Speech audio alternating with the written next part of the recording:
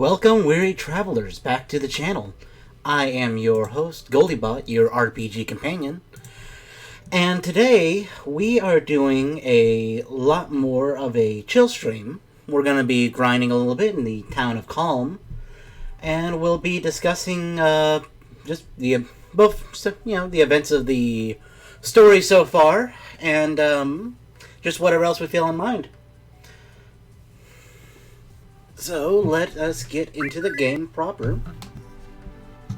We will... Give me 1 second. We will turn down the music. And here we go. How is everyone today? Oop.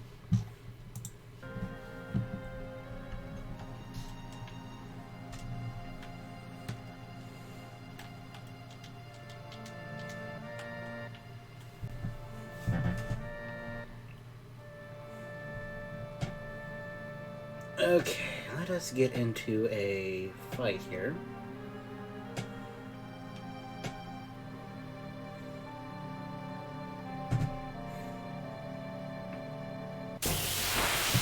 There we go.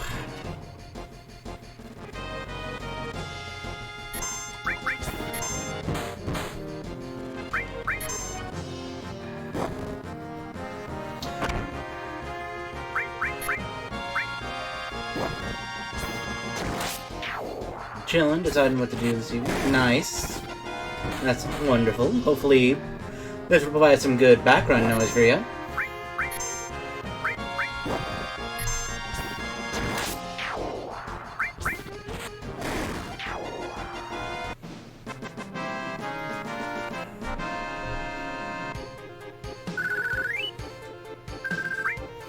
Yeah, so when we last had, I'm gonna see if I can adjust my volume real quick. It's a little loud.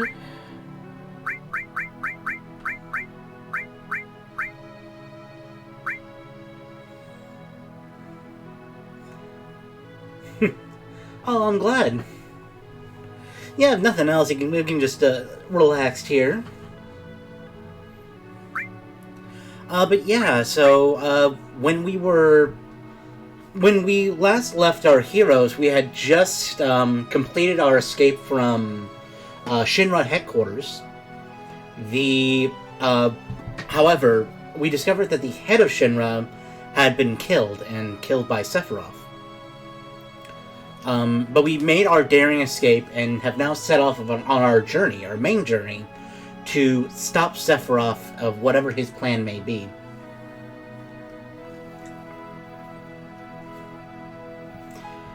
So now, we also figured out kind of the backstory between Cloud and Sephiroth, and how Cloud was a much different character from, sort of the more jaded, person we see him as right now. Yeah, pretty bastard head again. That's the Sephiroth story in general. But we can see, like, Sephiroth's descent into madness about his... Basically figuring out his life is kind of a lie. Like, the mother he thought he had was just a science experiment. His father was basically just a scientist. Any sort of memories he actually had was just implanted. So on some level, you can see how that would drive, like, anyone mad. Now, that doesn't justify burning down an entire village, but...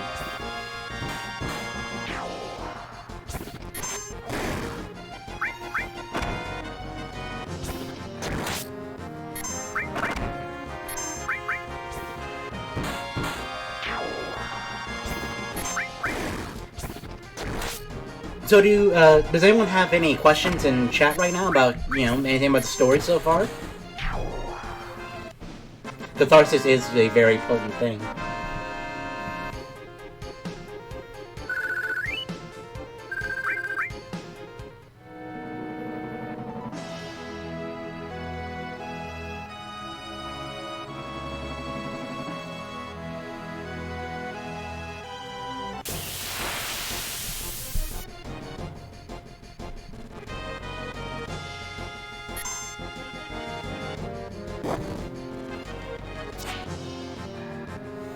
Oh, what are you curious about?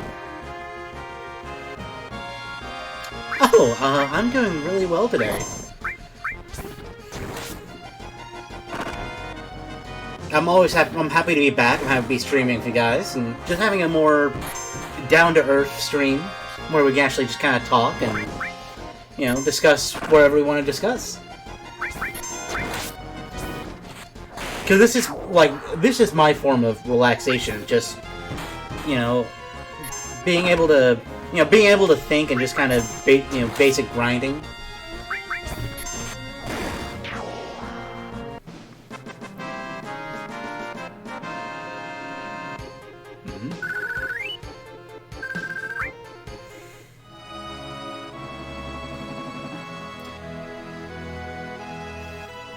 Yep, weekend Goldie streams.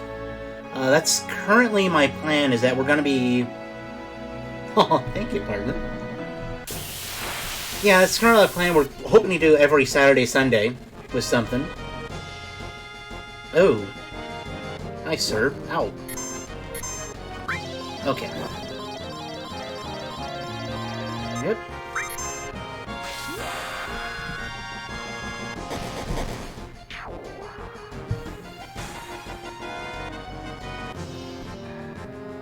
Hey, hey! Hands off.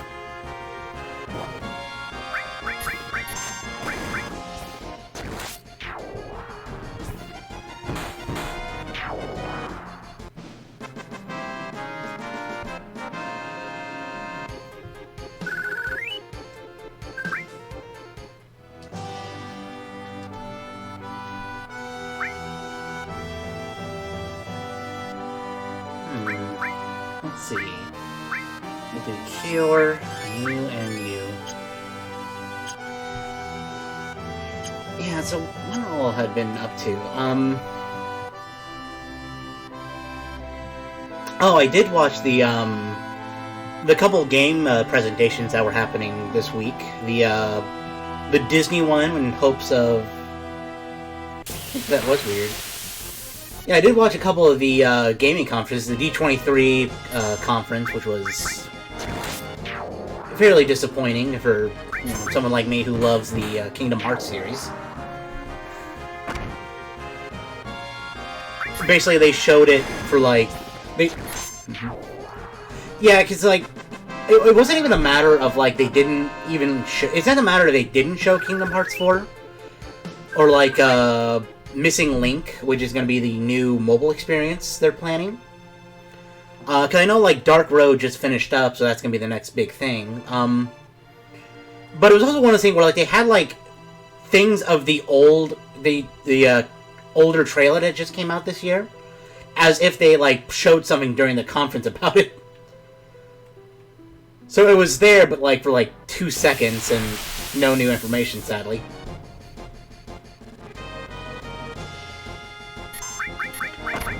And overall, it just kind of felt kind of a meh conference. They did have some interesting things, though. I do think the new 4-player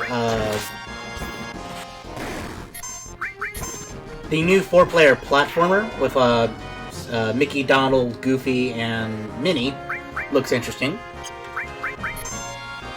And the new Tron game's exciting. Just anything, Tron related, because that's been a franchise that's been ignored for, I think, 12 years now. Ooh, we got Cannonball.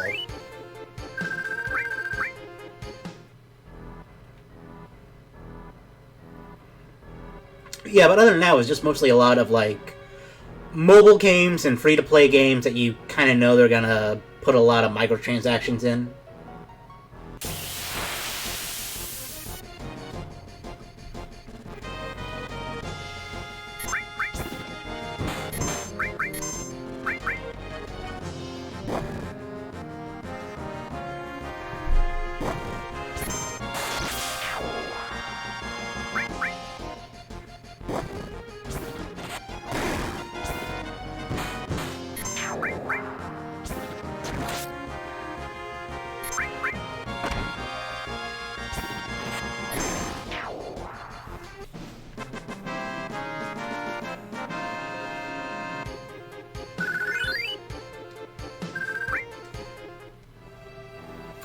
see, what else happened this week? Oh, there was also the Assassin's Creed big 15th anniversary Ubisoft Forward that happened yesterday. But quite frankly, also didn't really do a whole lot of interesting things except for like the Assassin's Creed stuff. So like, so Mirage does look really interesting. It's nice that it's kind of going back to more of its just basic action adventure roots rather than you know the bigger RPGs that's been happening from Origins to Valhalla. You know, I did find myself really enjoying Odyssey.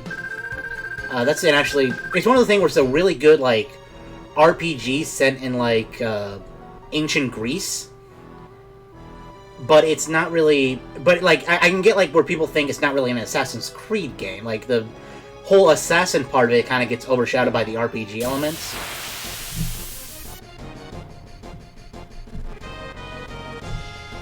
So it's curious how they're just kind of trying to do both styles of, like... You know, the next Mirage being more of the traditional Assassin's Creed, while I think the Japanese ones is going to be the, you know, big RPG... set in feudal Japan.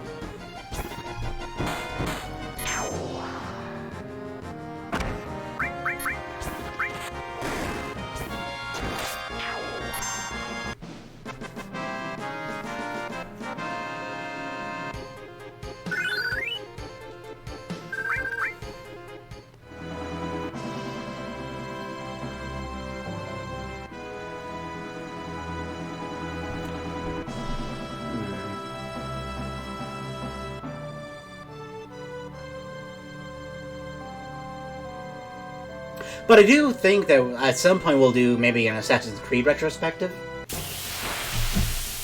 Because that would be interesting. I think, like, there's something about, like, the idea of, like, the games being set within, like, actual moments of history that really do make them unique compared to, like, a lot of other stuff. And I do really enjoy Odyssey. I think Origins, Odyssey, and Valhalla are basically just RPGs at that point, so I think it fits right in with the MO of the channel.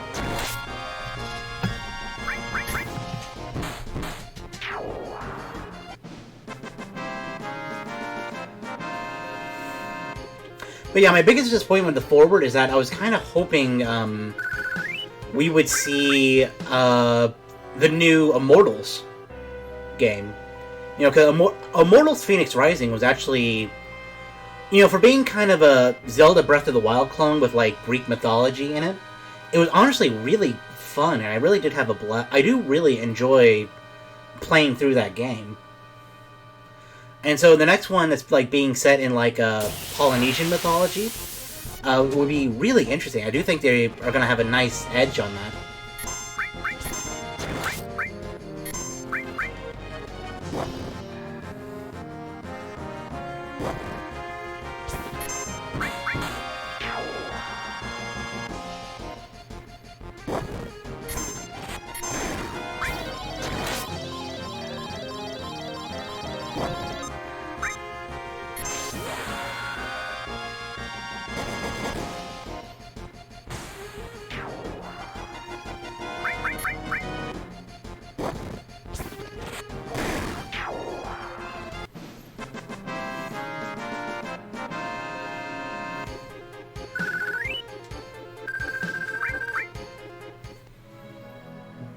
What else? Oh yeah, Splatoon 3 actually fully came out this week too, right?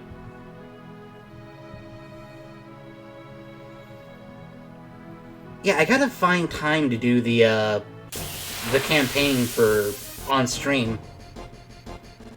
I don't know where to fit that in.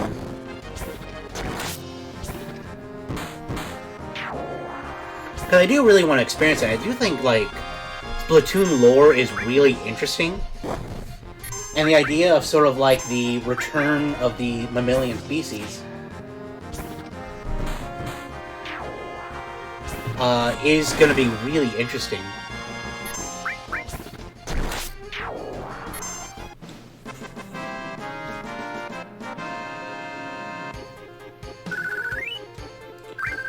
don't know. I gotta figure out when I want to do that story stream. Because I do want to continue Bayonetta. 'Cause I know we are about halfway through that game. So probably within like the next, either this Saturday or next Saturday, we'll probably be finishing up with that. And then we can probably move on to Bayonetta 2, that following Saturday. And then by the time that gets all set up, then Bayonetta 3 should be right out. So that's gonna be exciting.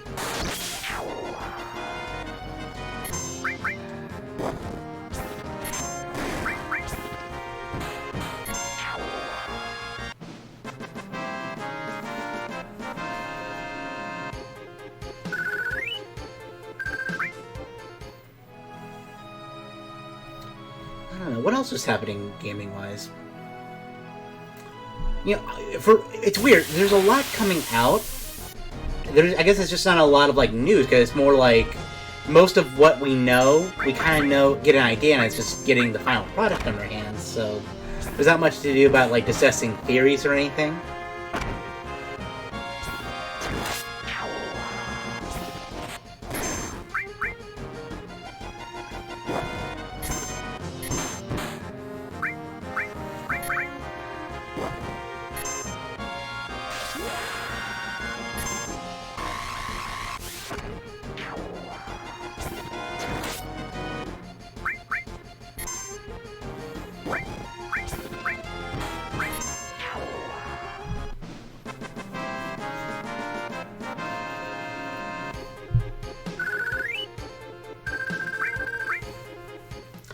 I guess the big debate right now is centering around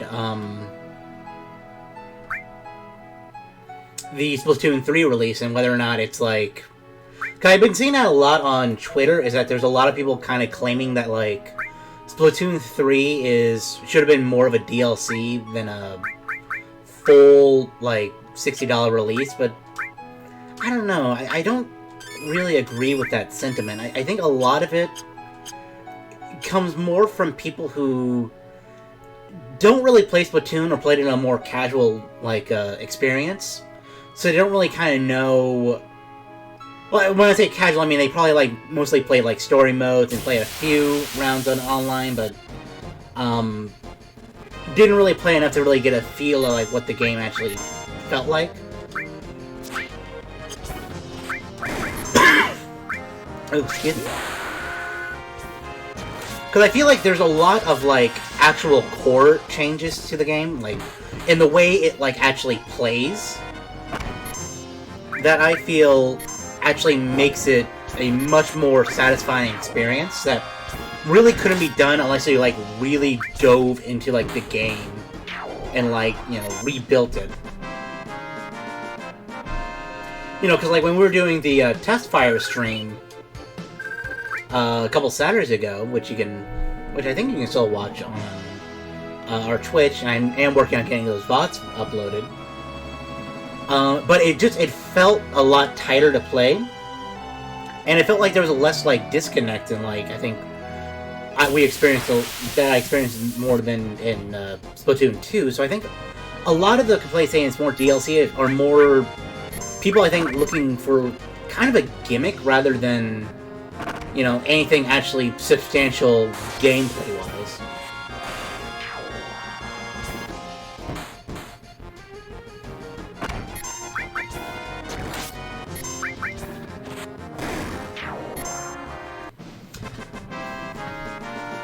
I know this seems a little off topic if we're talking about a multiplayer online shooter and a PS1 RPG, but, you know, this is what these grind streams are for. We're just getting our characters leveled up and just relaxing, talking about whatever's on our minds, you know?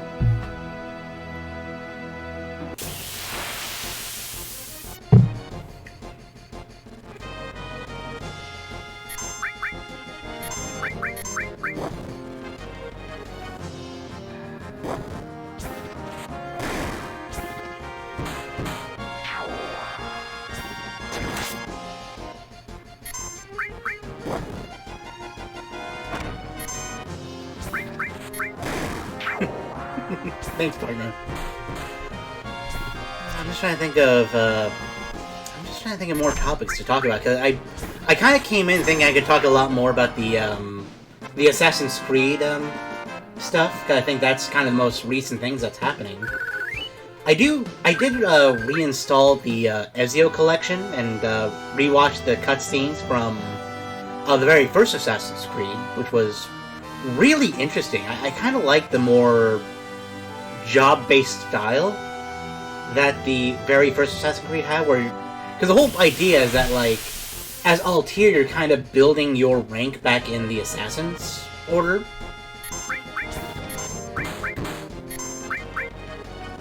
Because you kind of start out as kind of a, overconfident jerk that resulted in, a lot of people from your tribe getting hurt.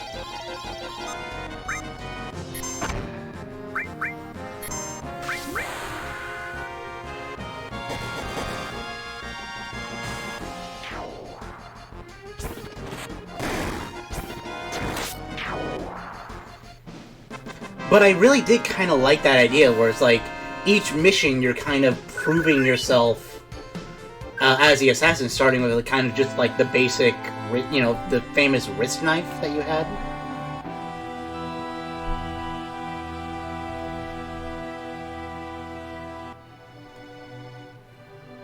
Yeah. I mostly just kind of watched the cutscenes. I know Assassin's Creed 1 is really rough in the gameplay department. And I really didn't feel like having to dig my PS3 out to play my copy of it.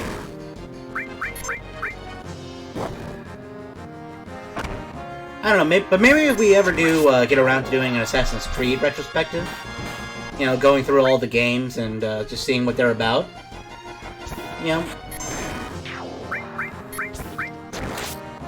we'll definitely give it a shot and see what we can find about it. See if maybe it was as bad as we thought.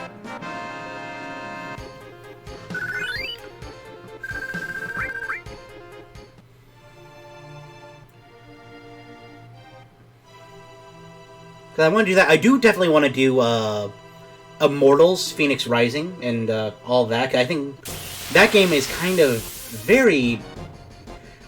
It's in a weird spot where I don't think it's completely underrated of the year, but I feel like it's like one of those games that needs a little bit more attention to it.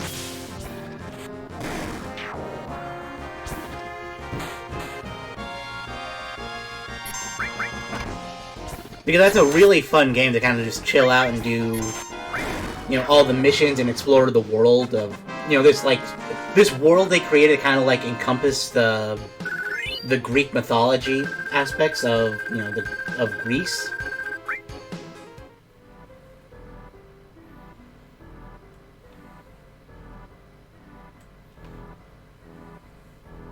So yeah, and I have it on my Switch too, so shouldn't be too much of a hassle to get Capture Cargo working on that one.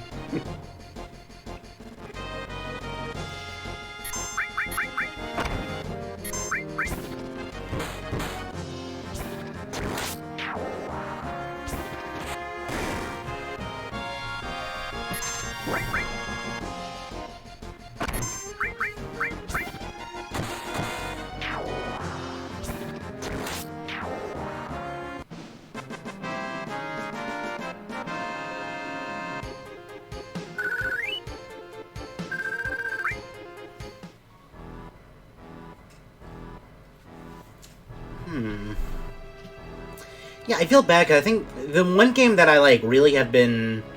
Or basically the two games that I've really been, playing a lot of this week are, the new Kingdom Hearts The Dark Road, as I mentioned before, and Multiversus, just working through the Battle Pass on that. And sadly, there's not really much... Dark Road's in a weird spot, because I want to talk a lot more about that, because there's a lot of, really cool stuff that's, came from it, and a lot of cool information that helps to set up some more stuff for the next saga of Kingdom Hearts. That's kind of starting with Kingdom Hearts 4. But I feel like I can't properly discuss it until we actually play Kingdom Hearts, because I don't want to spoil anyone yet until we actually get a chance to, you know, play through all the games ourselves.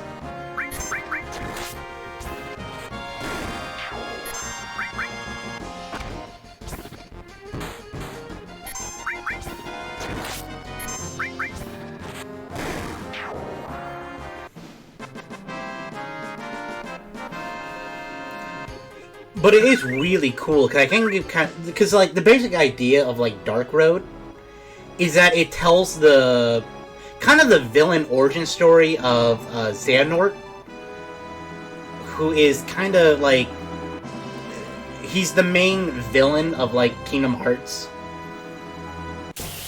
and I feel like that's kind of the only thing I can like say right now without like going really deep into spoilers. But I do think there's something really interesting they're doing with his character, and I'm excited to see how it plays out.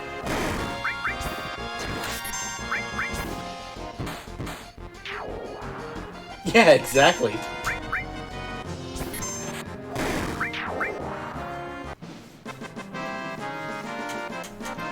But man, it's such a... It's a sad story, but it's also just like really, really well done.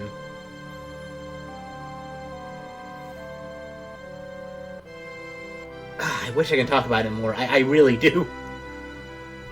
We'll give her a chance, though.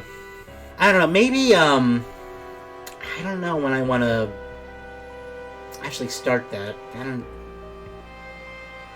know, it's one of the things where I have so many, like, games I want to play on here, and so little time to do it, so I'm just trying to, like, figure out how to space my time properly.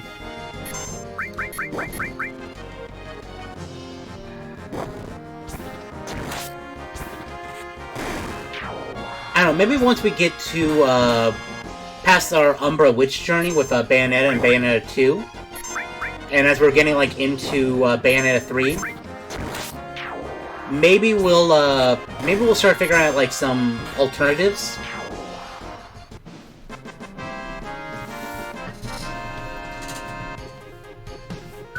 Because I do at least want to get past those two games so we have all the context we need for Bayonetta 3 when that comes out at the end of October.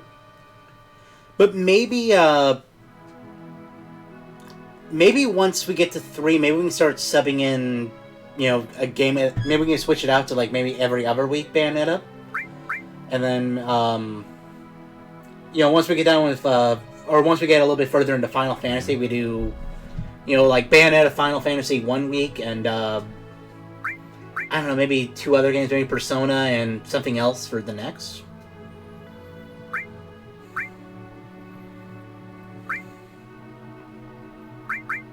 I don't know, we'll see. Yeah, we'll see, just feel free to let me know.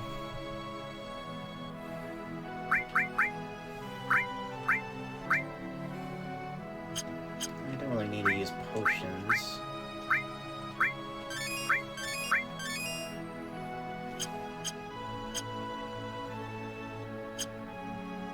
Woo! What's your idea?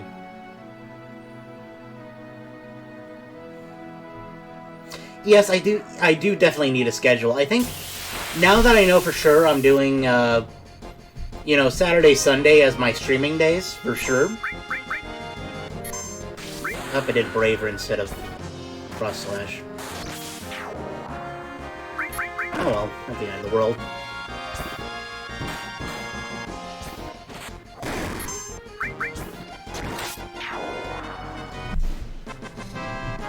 I don't know, I do need to sit out and sort out an actual schedule for everyone.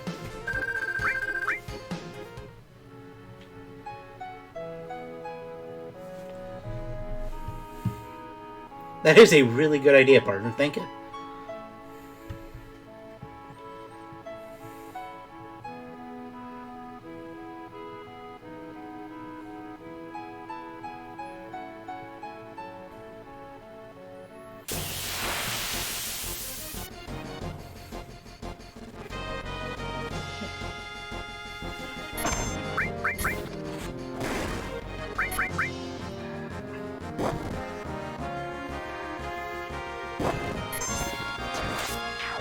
Oh, that'd be awesome. Thanks, partner.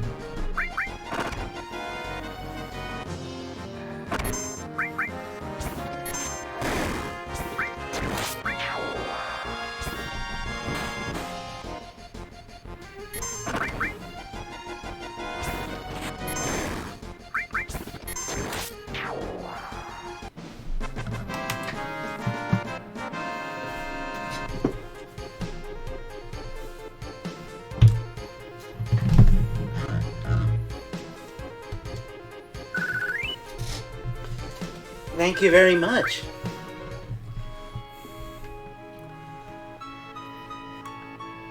Yeah, but I'm definitely excited. We are getting closer to November, which am very much looking forward to. I'm gonna having a lot of time off come that season.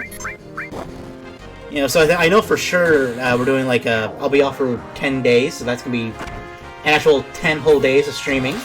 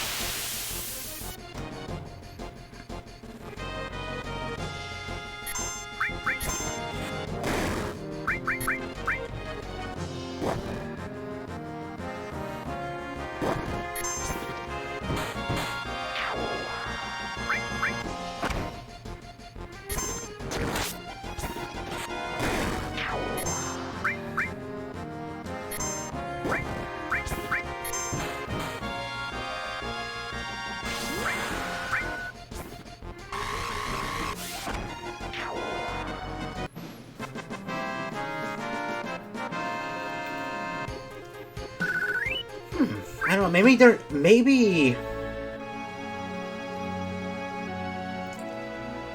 depending on where we're at in Final Fantasy, maybe during that 10 days, maybe that's when we'll start our big Kingdom Hearts stuff.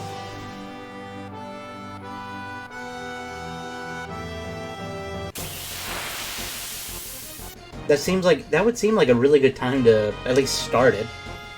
We could probably within that time allotted, we could probably go right through at least Kingdom Hearts 1, I believe.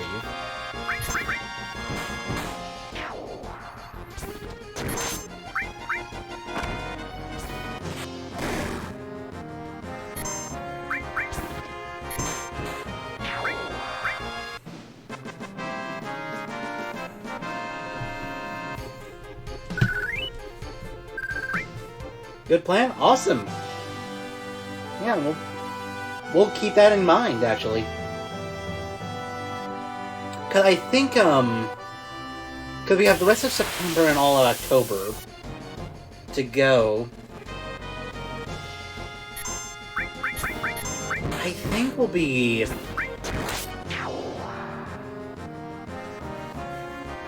I think we'll be pretty good with, Final Fantasy by the time November rolls around, so...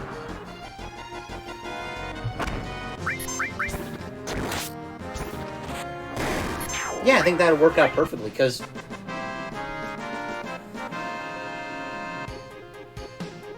Awesome!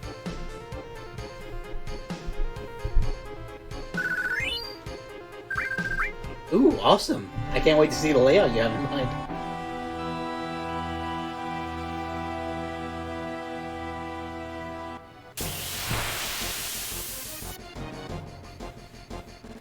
Yeah, I do think it works out really well. Cause I do think like Final Fantasy VII works as a really good. I know this is gonna sound weird, but I guess like Final Fantasy VII does start out really well as like a prequel to the Kingdom Hearts series.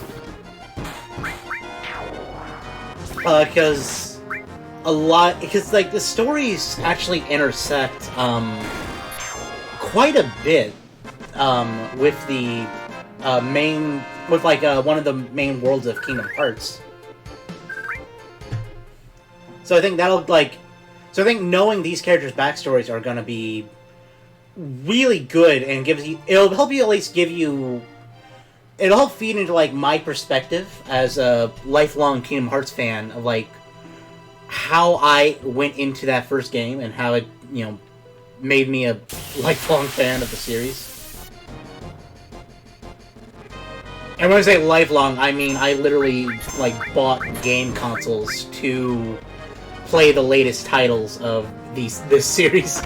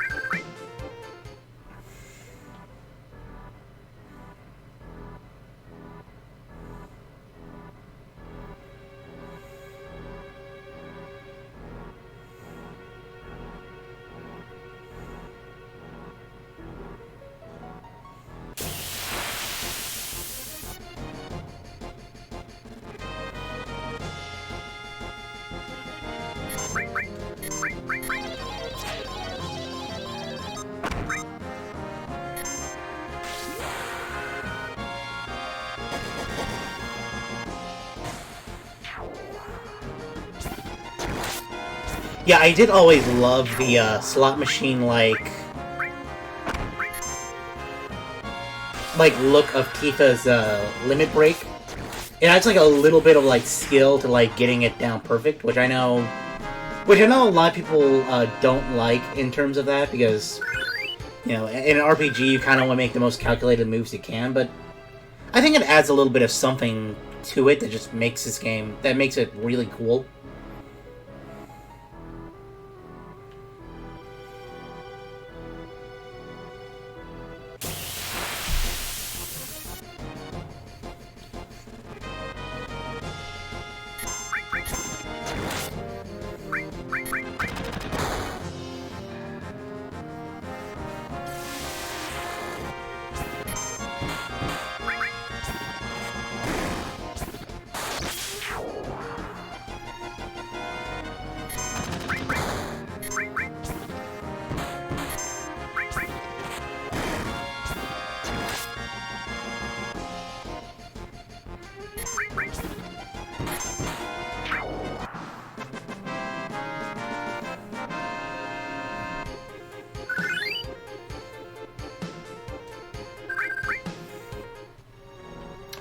Yeah, I think about level 20 will be a good place for these guys.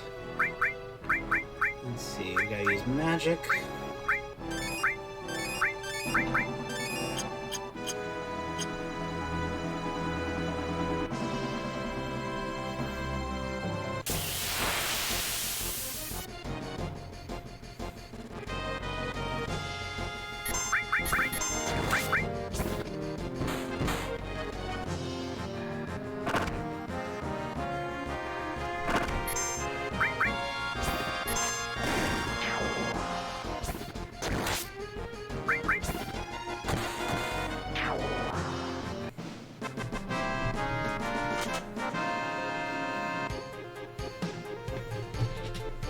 Ooh, check DMs, okay. Let's take a look here.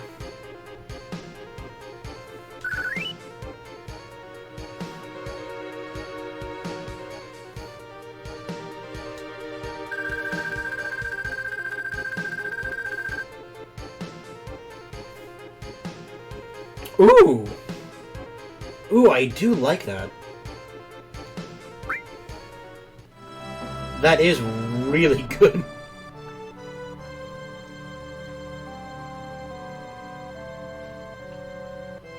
Oh yeah. Yeah, I do really like those colors for it. Like that like blue screen I think is perfect.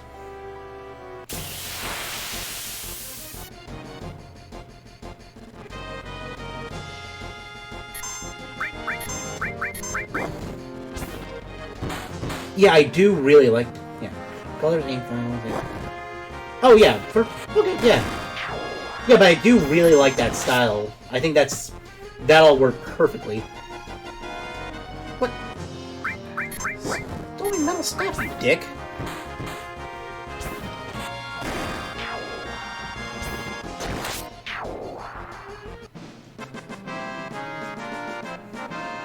Oh, perfect.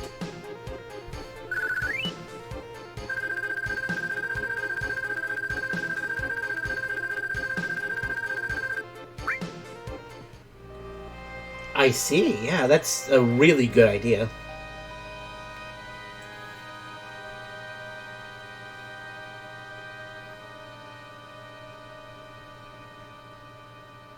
And I was thinking a robotic digital font. Absolutely.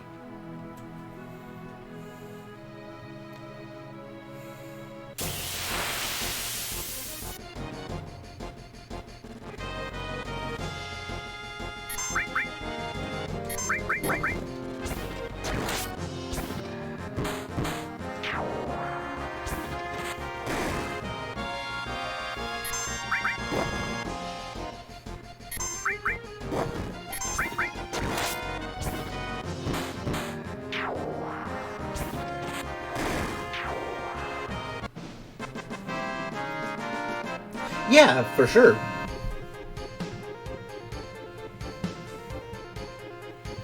Yeah, like something like we look at this screen here. I think that'd be a really interesting one. Yeah, I think like the Final Fantasy, you know, it's like a screen like this. It's like the old classic blue text box.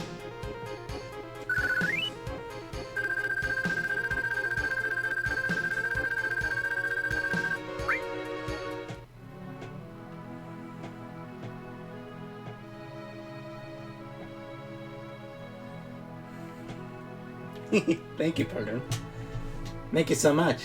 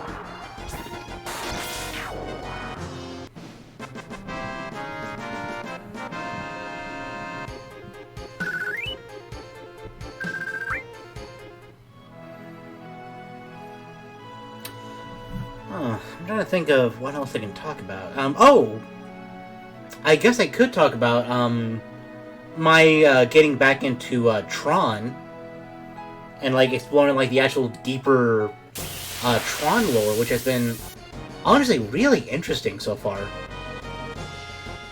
Like it's kind of whoops. Want to make sure I do cross slash on him. There we go.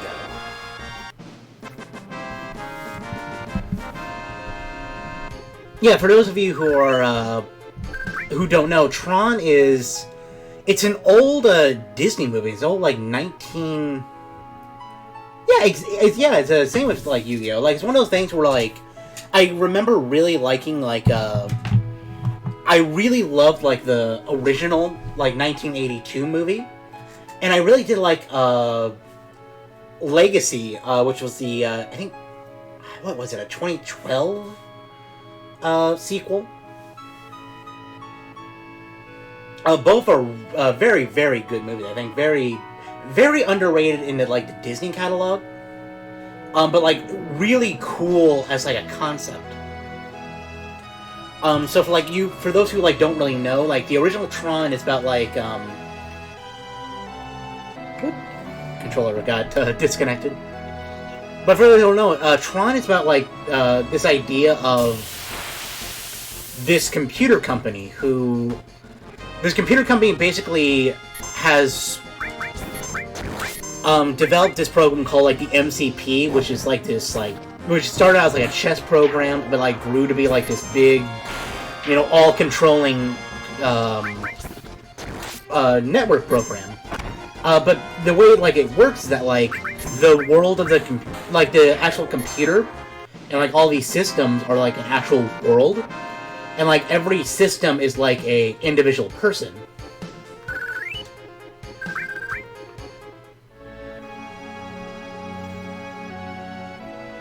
And so what happens is that there's this old programmer called Kevin Flynn who was originally a game designer for this company and came up with like five games that were like, bestsellers, like, old school Atari-like games that were like the top of the list and made the company millions, but the ideas were stolen from him by the person who made these MCP program. And so, in an attempt to, like, find the proof he needs to show that, like, it was stolen from him, he goes and breaks into the, company in order to, get the actual proof he needs, but because the MCP saw him as a threat, he, like, zapped him into the actual computer world, and he has to, like, find a way to not only save the computer world that's under, like, this tyrannical rule by this MCP program, but also find a way out of the computer before he gets, like, deleted. It's a really, but, like, what's really interesting about it is, like, how they really developed, like, the sequel series, where, like, there's, like, different tie-ins and, like, video game tie-ins, comic book tie-ins, where, like, it starts off with, like, at the end of the first movie, where they create, like, this whole new world called the Grid. And in this grid, in this world they designed, they actually found these programs that are kind of, like, self-made. Like, they weren't made by human hands, they were just being made within the program itself. And so there's now a lot of, like, political tension between, like, the computer programs that were born naturally in the system, and, like, the computer programs that were made by man. And seeing that, like, that kind of dichotomy, and seeing, like, how the different characters react to sort of this new presence being there, as well as, like, the new glitches that are now kind of coming up because of these newer programs, or so they think, is really fascinating.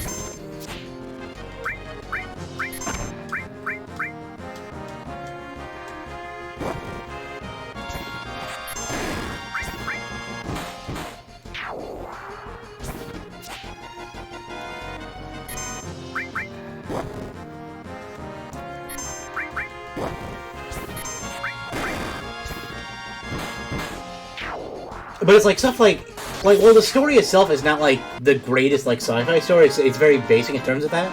What really stands out is sort of like the world they build and like sort of the like the very like neon-esque style of it. The combat is basically done with these things called like data disk, which is kind of like a deadly like frisbee ring, but like the way they can like make this combat look cool and like the flips and stuff and how you have to like toss this disc around is really interesting. And I mean, you can't go wrong with, like, light cycles, which are, like, motorcycles that, like, leave, like, a, lightsaber, like, light behind them.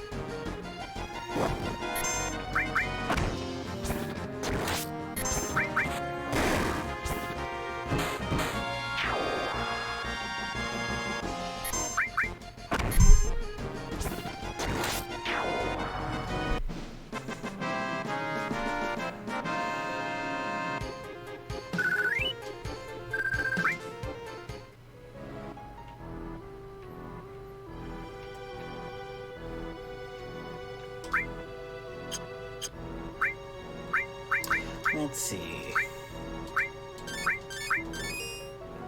There we go. Did I put aim? Yeah, I did. I put steel and sense back on them.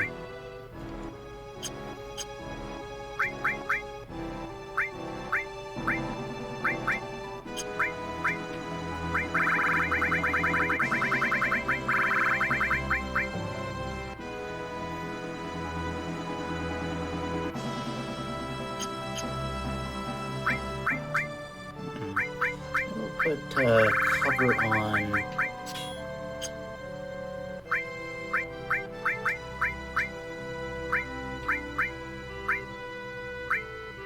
Why is cover on Cloud? Weird.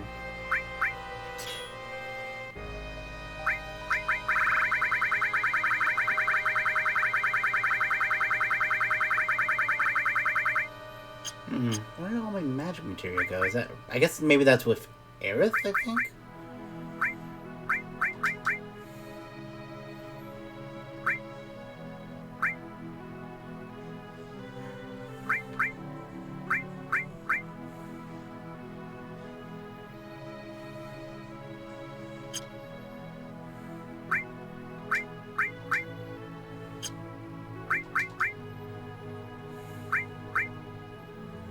Ooh, we're almost doing the next level for lightning and ice. Restore still has quite a ways to go, but okay. Ooh. Perfect. Okay. I guess we'll keep going right now. I'm hoping to get kind of level 20 with all the characters. Okay, I think that'll get us right in the sweet spot we need for the next section of the game.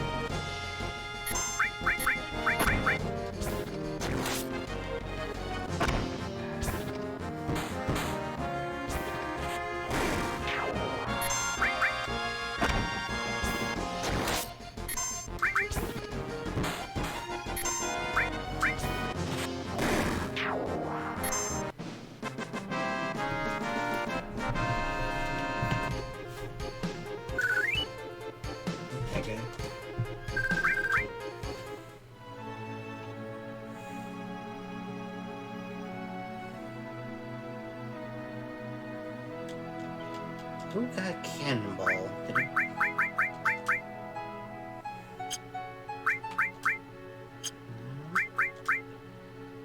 That has to be Barrett, I think.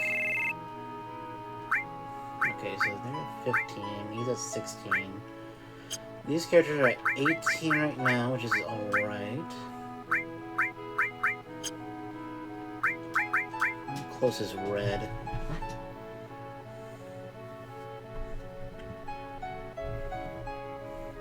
Okay, so he's still a little ways off. Oh no, that's his total experience. So his next level experience is 460. Okay, so Red's pretty close. So we're just on the cusp of hitting 19 with Cloud and Red. So then we can probably switch Red out and go for Barrett or Aerith.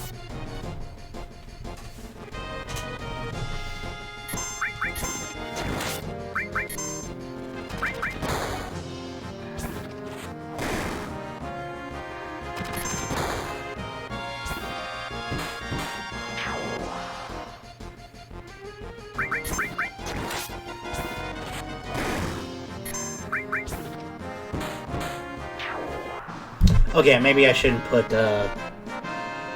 cover on Tifa. Yeah, Tifa's a little more of a glass cannon.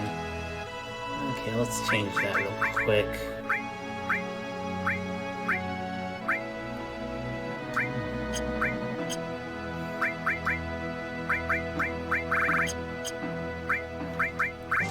At least we shouldn't do double materia for...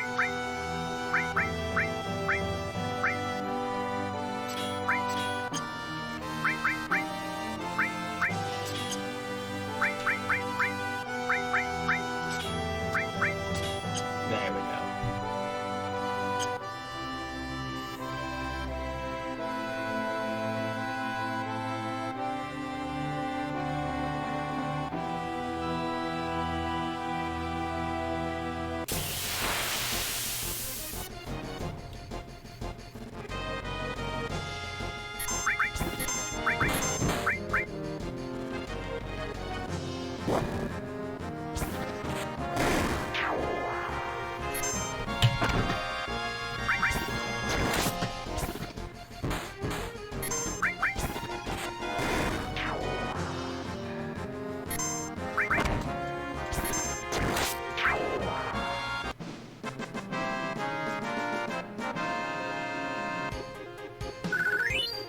There we go. So he's at 19.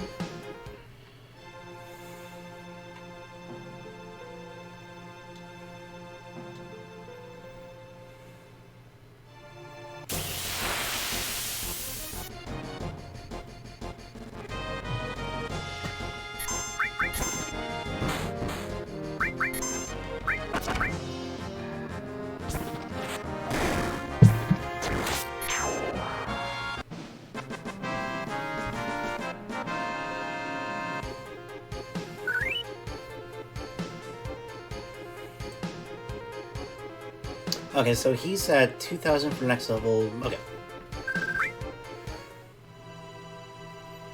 Whoop.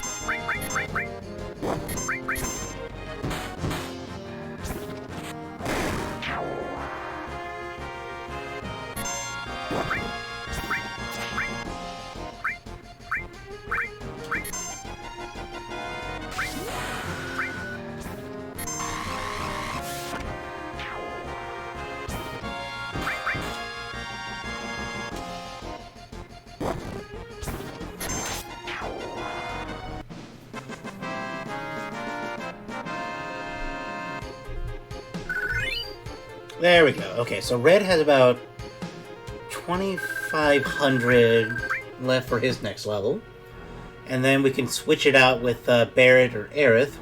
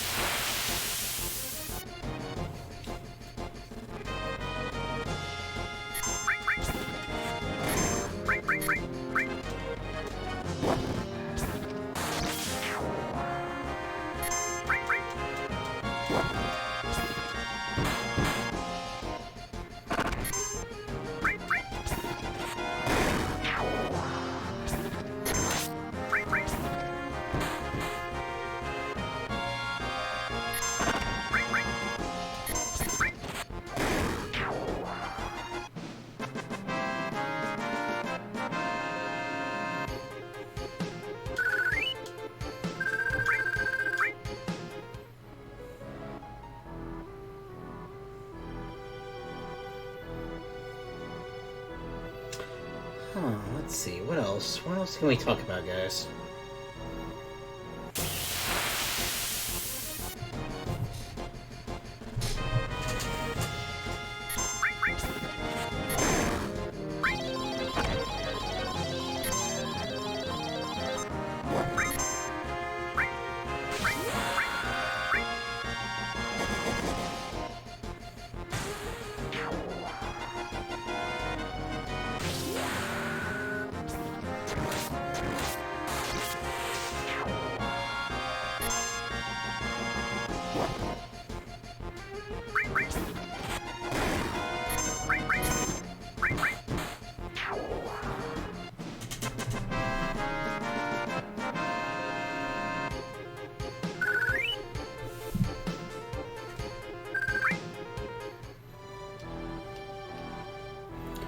How are we doing health-wise?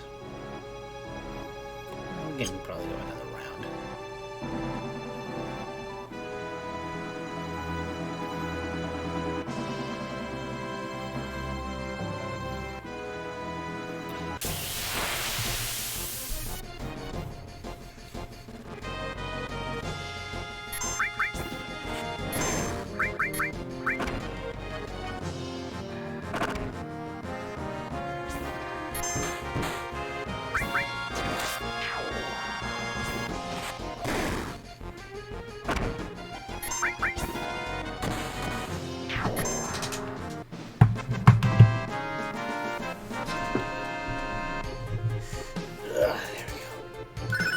Woo! Blade Beam. Nice. Up.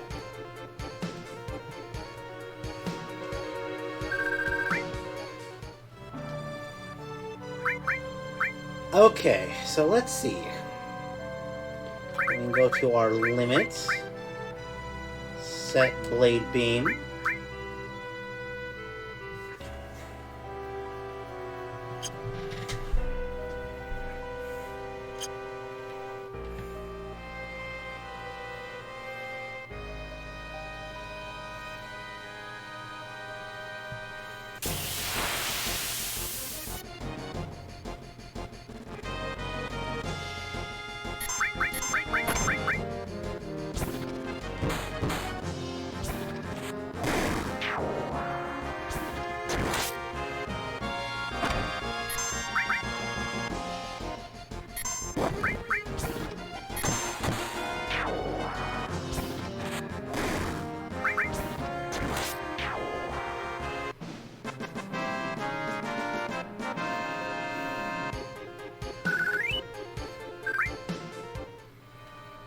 Yeah, but I'm honestly just really excited to...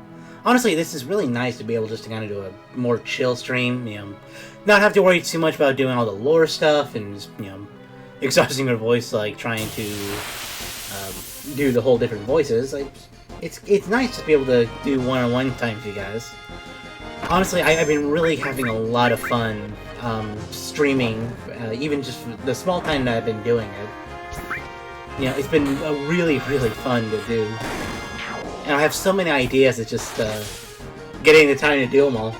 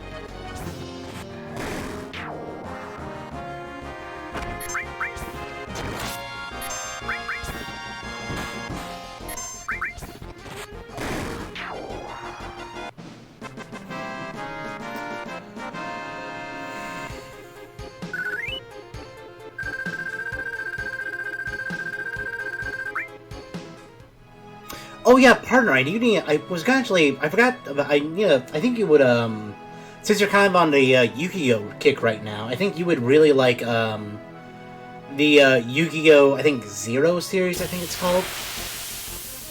Like, it's a completely different type of Yu-Gi-Oh, where it's not really about the card game. It's kind of like this weird,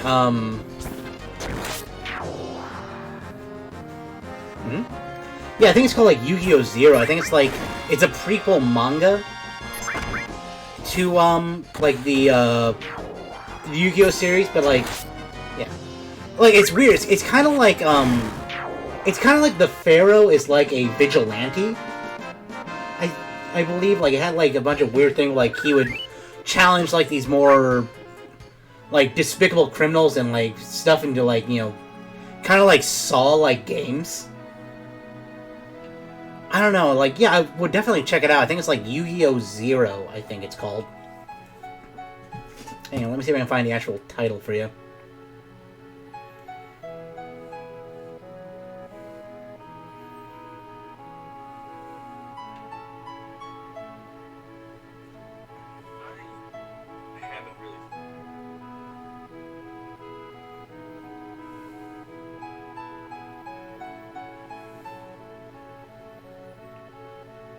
Yeah, Yu-Gi-Oh! Season 0.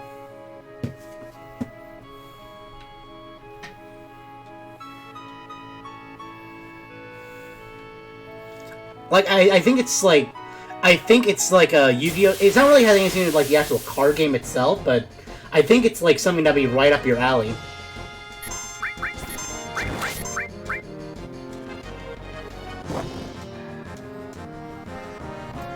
Don't really know what made me think about that. I guess it was just like thinking about topics to talk about. Yeah.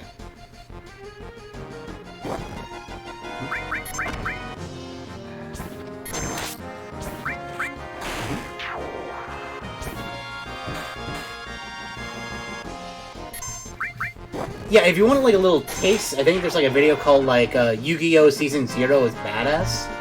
It's like a 4-minute like video of like different clips and stuff.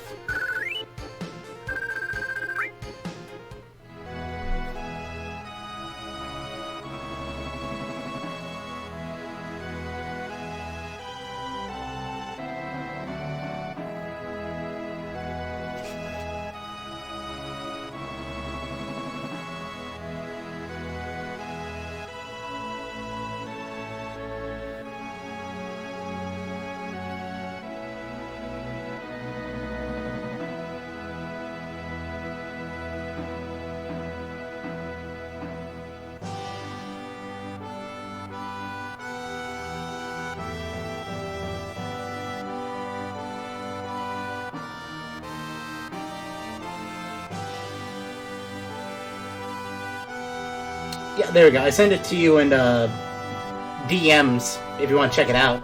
I am curious about your reaction now.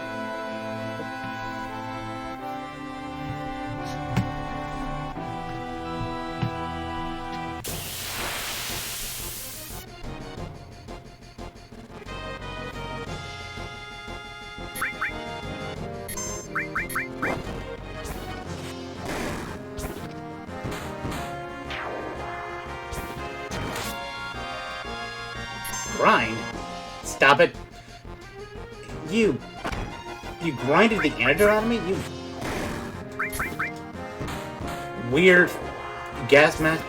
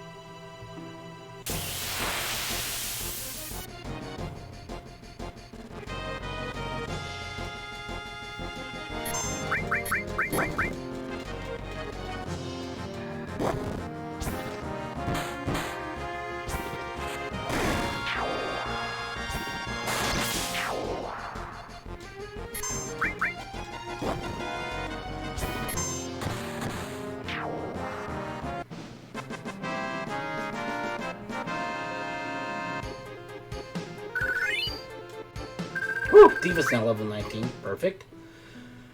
Well, Diva being level 19, that means we're getting closer to Red being level 20.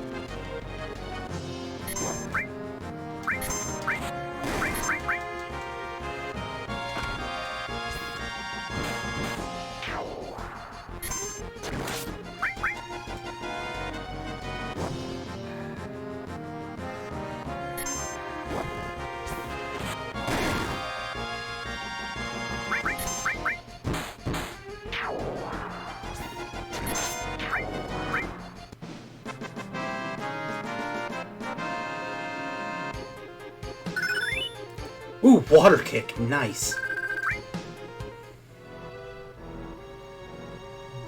Set that. Probably do, don't I?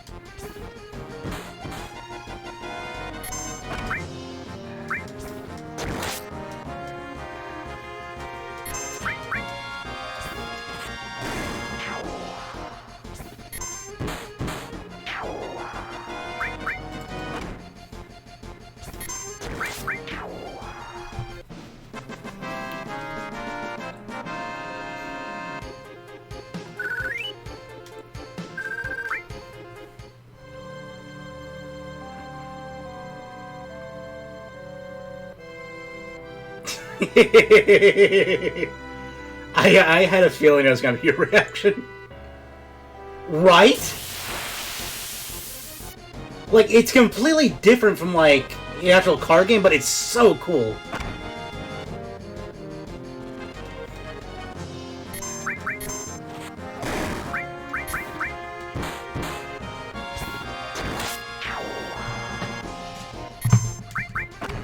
Yeah, like, the whole thing of him, like, just enacting these games against, like, these criminals.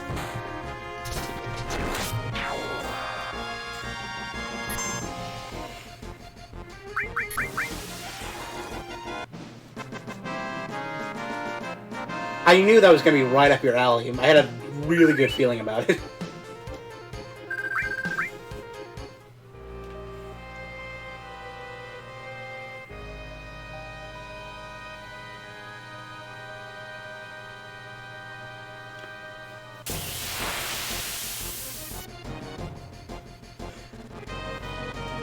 I'm so glad, partner.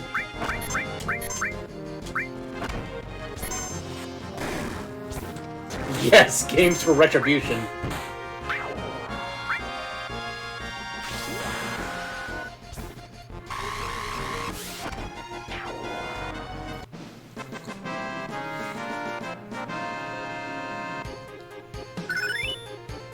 Woo, we got Lunatic High. Perfect.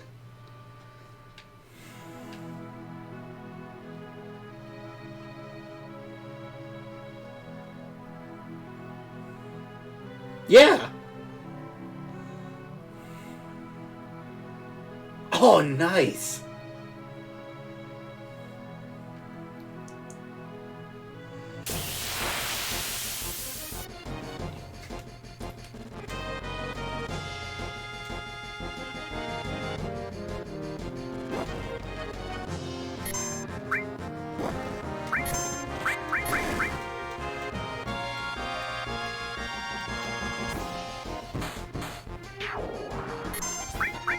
Oh, it's not free? Oh, well, you know, I do have some, you know, commission ideas that I'm coming up with, so...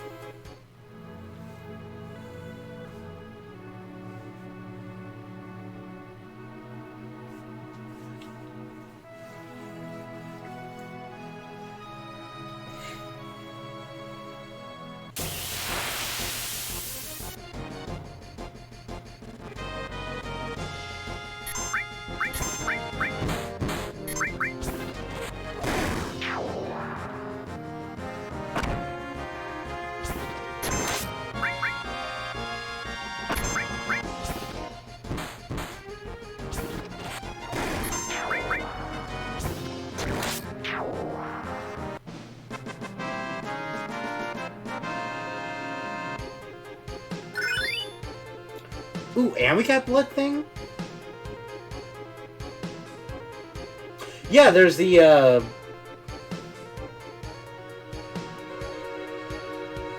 Ooh, a fandom. Nice.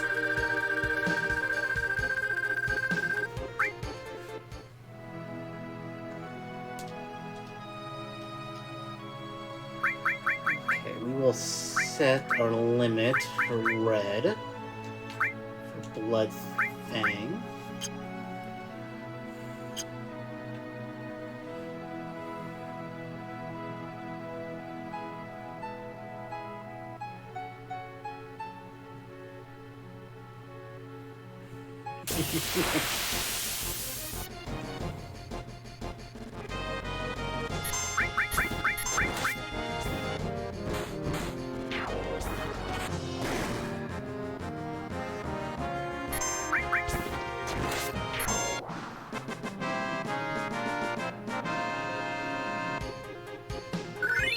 There we go.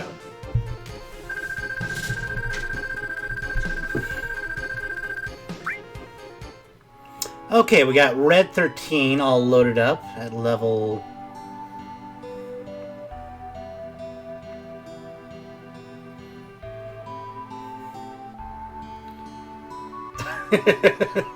Yeah, I'm hoping you can find something for it, partner.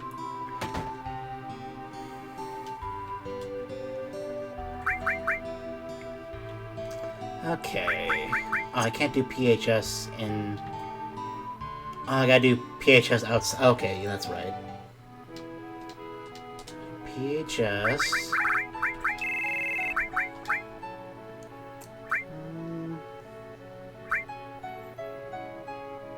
We'll do Barrett right there.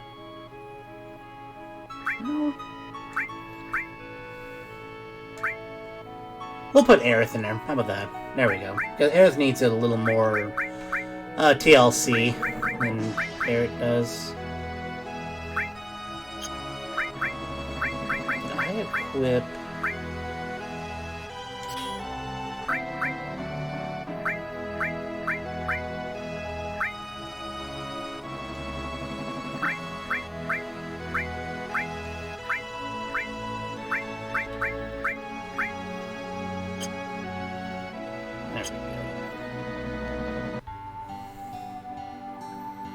Let's see. That's the weapon store. Is this my... This is the item store. Oh, it's the item store. I don't need any items right now. Ooh, that... Natural... No.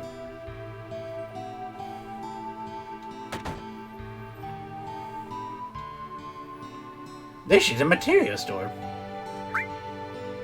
Ooh, Earth? Yeah, we do need heal. I do think we need Earth, and we'll do...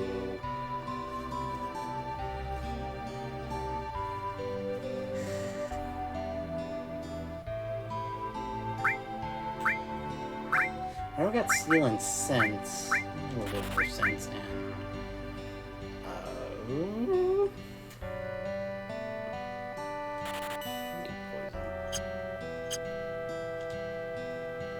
And then I gotta do a couple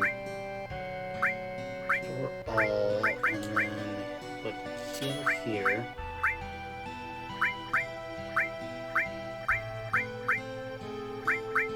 Fire and ice working.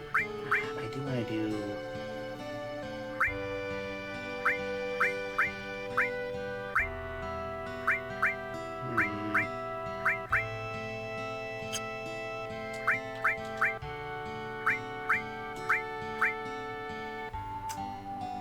I think we can handle Earth for her for now. I think she's high enough level that we can... I think, yeah, she's high enough level we can handle... Let's see, she already has Sense. Do we want to do Force Slot with, Aerith?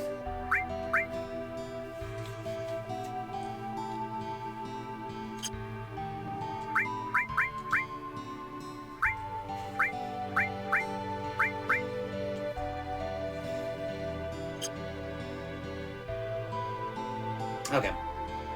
I like this. I think we're good. For limits, she has... Seal Evil, okay. So we need to work on her level 2 limits.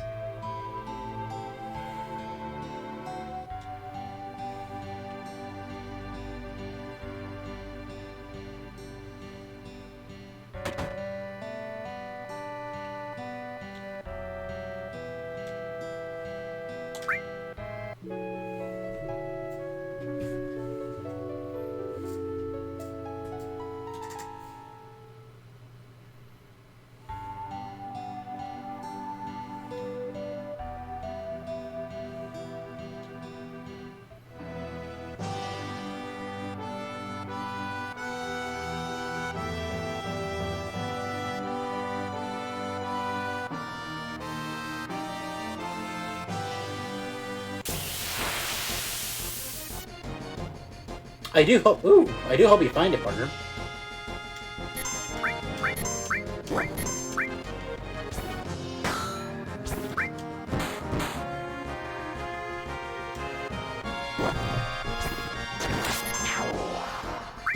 Magic. Fire.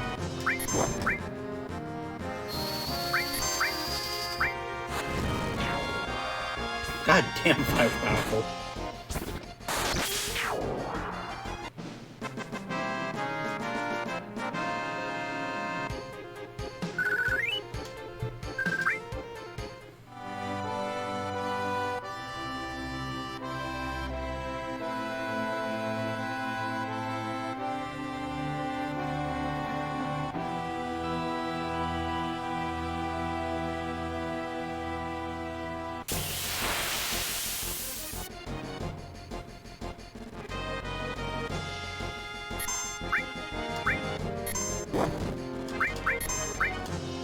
Let's try Quake real quick.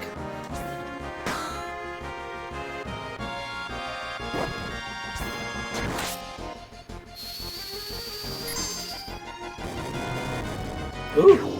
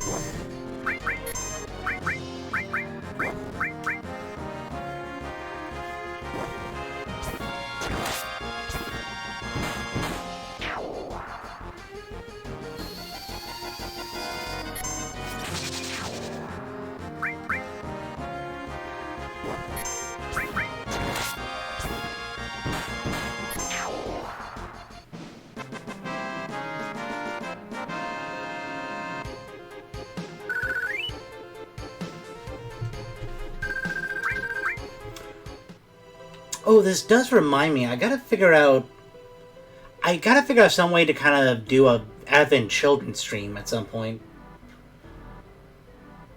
Because Advent Children is honestly really cool, but it's a movie, so but I want to, like, find some way to talk about it, I guess. And I'm kind of hoping that with, like, the,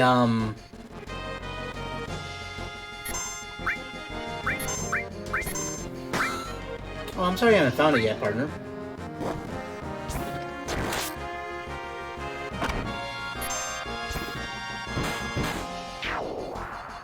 There you go. Yeah, I'm sure the fan dub's gonna be really good.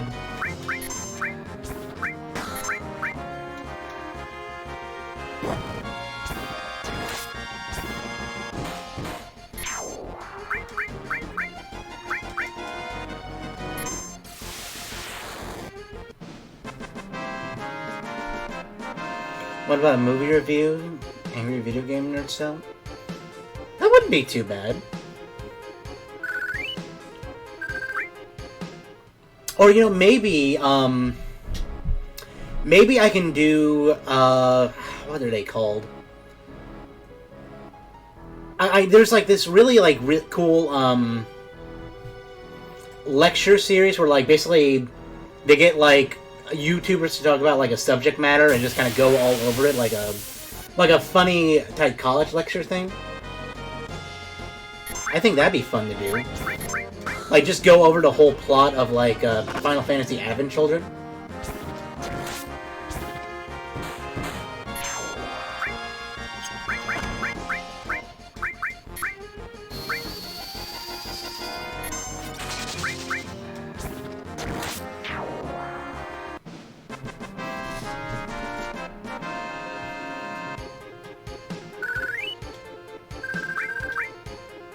Nice. Ooh, yeah. We'll put that on the docket then. We'll do that after we finish this Final Fantasy, and then we'll do a whole stream just discussing the entire plot of Advent Children.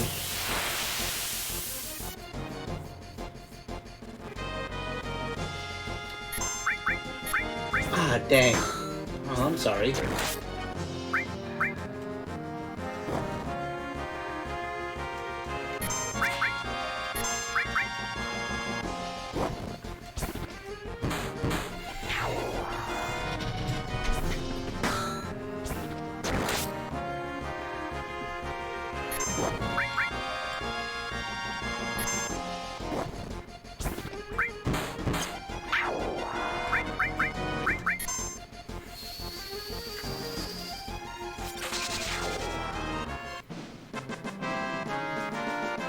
Yeah, we do need to probably make a doc about stream ideas.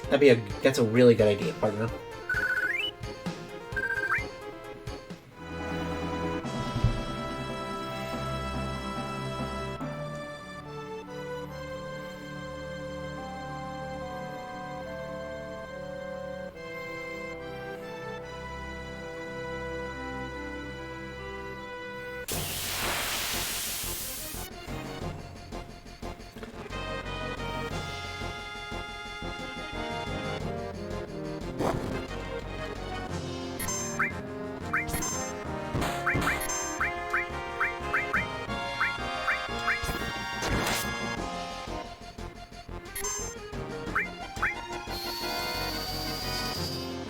Burn.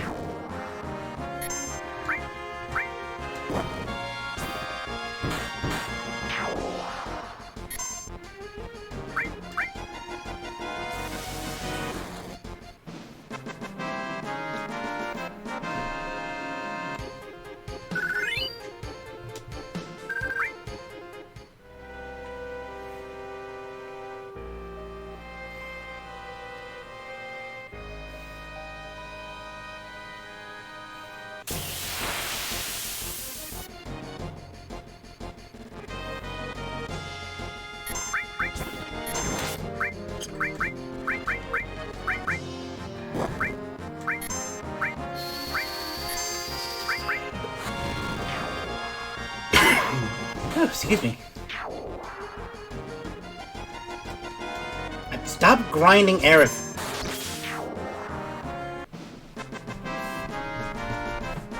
That's not the type of grinding we're doing here today.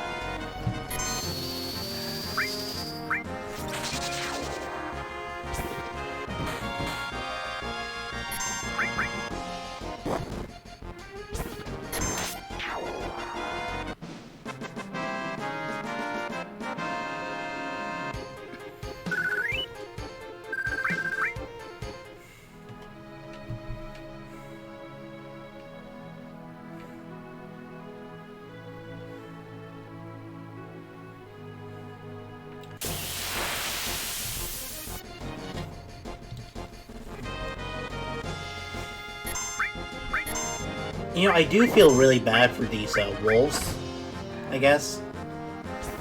I don't know, I'm always weird when it's like, trying to fight just, like, animals in the wild, I guess. I know they're, like, bloodthirsty monsters. You're not supposed to, like, think too hard, like, about it. But I don't know, like, it's always just weird to, like, do them. Because, like, they weren't really messing with anyone. They just kind of walked into their territory, and now we have to freeze them to death. I don't know, maybe I can justify, like, maybe they're just knocked out instead of, like, dead. But, I don't know. It's always kind of weird to... I always kind of feel bad for the more animalistic, JRPG fodder.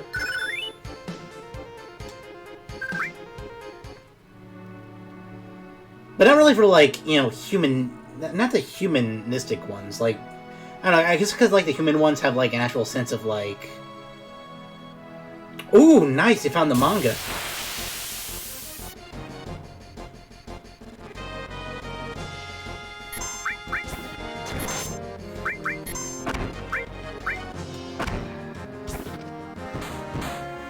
Nice, I'm happy for you, partner.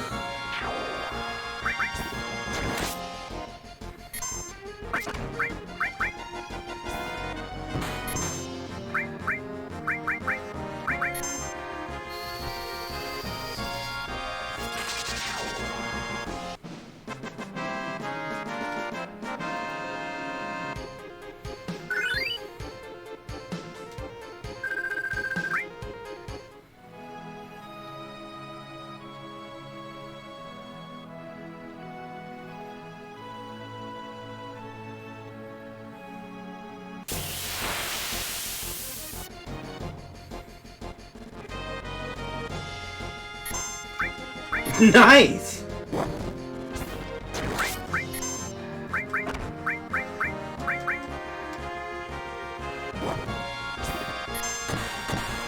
That's awesome, partner.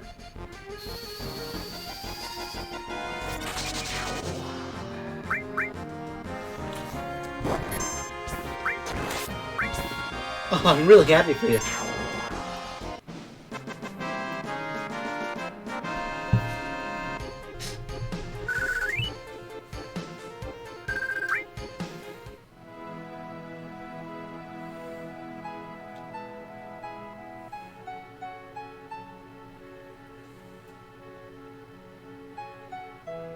But yeah, I don't know. I also thought, like, it'd be really cool to have like a game where, like an RPG type game where, you know, you start out as kind of like the traditional,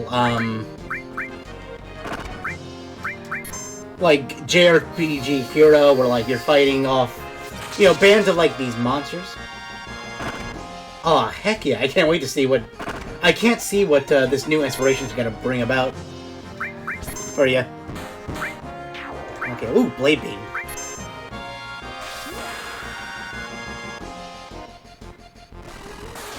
Nice! It's like the Smash Bros. Move, but awesome.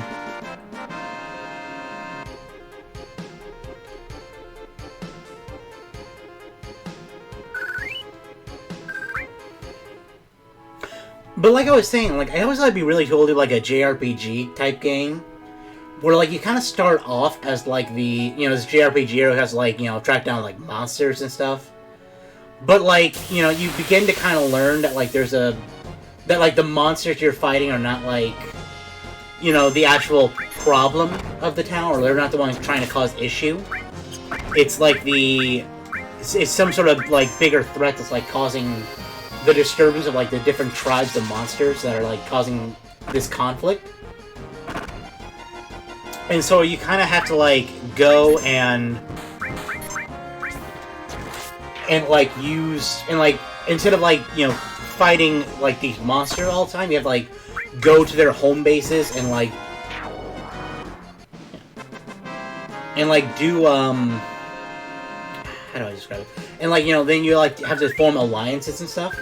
And like then like some of those like, you know, the more powerful of those type of monsters join your like party as you like start to take that, and then as you become more and more, you know, connected to these factions, like more of the enemy's forces kind of come in and they kind of start replacing the like the main monsters. I don't know if I described that well at all, but hey, you know.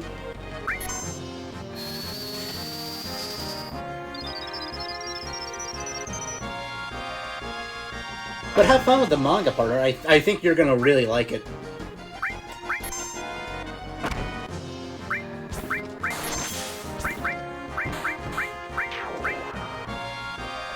Up. Oh no. Sorry. Misfire. Oh, ouch.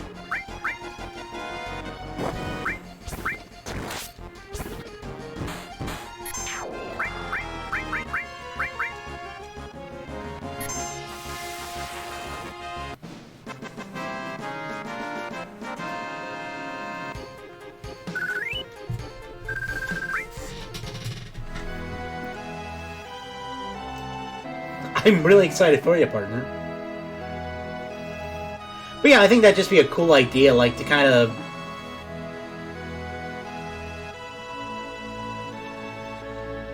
But I think that'd just be a cool idea to, like, basically, like, as you, like, become more in tune with the, like, factions of monsters, you know, the types of those monsters start to go down in enemy encounters.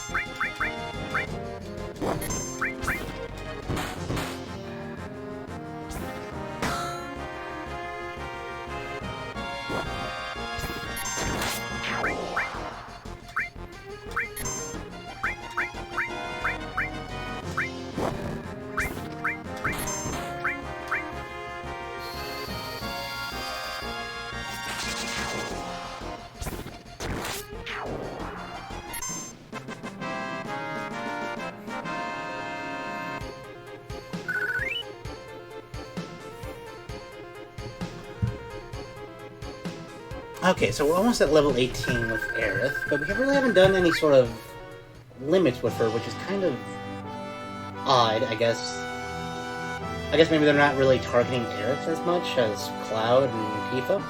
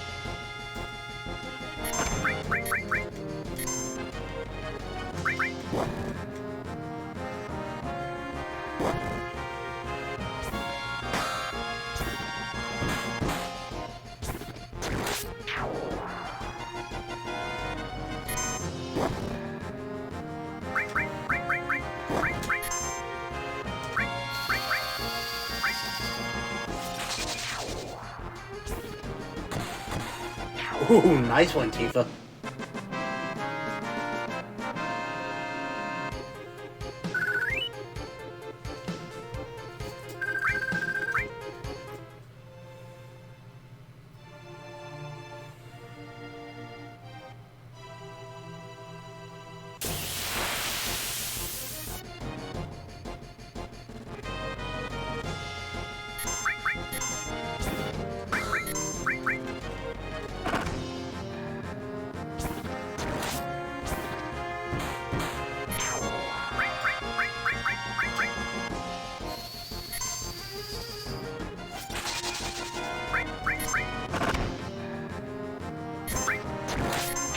There we go. We got a limit break for her finally.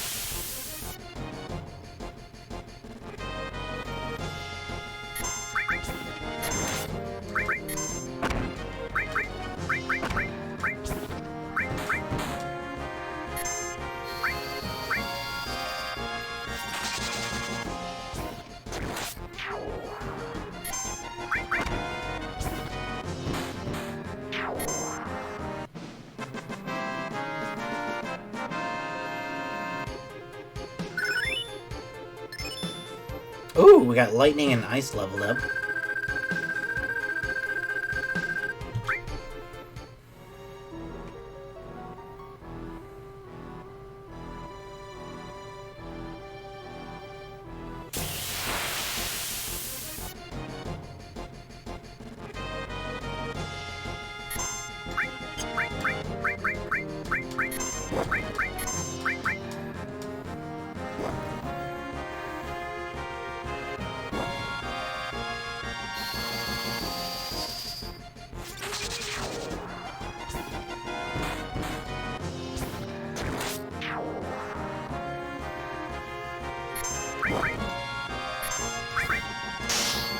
Ooh.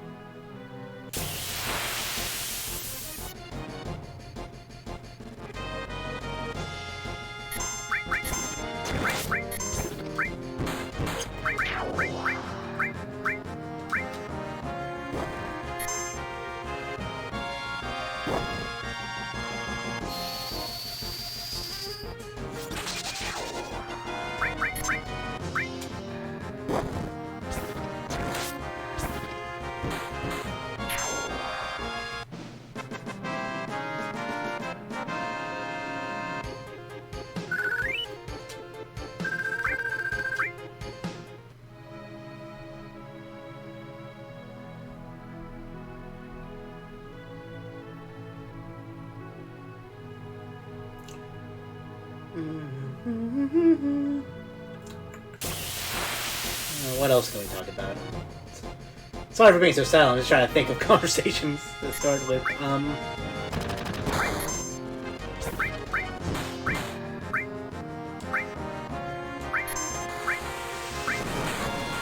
Ooh.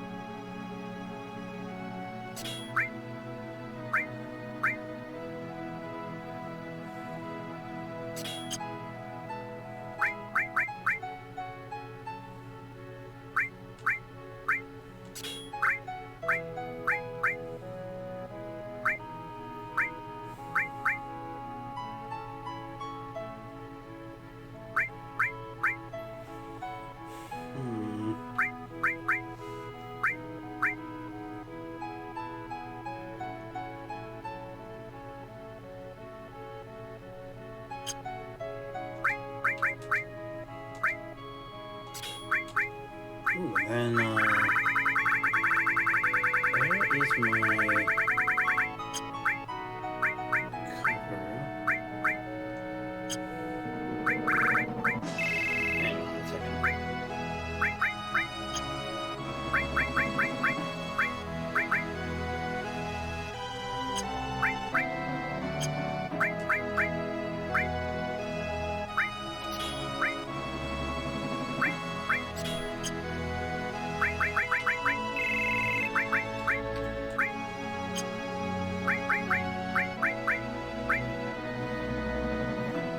Oh, thank you, partner.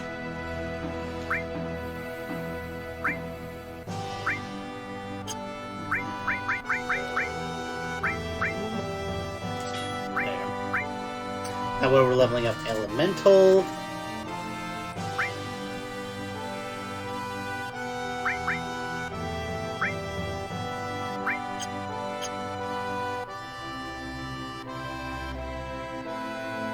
We'll see how this goes.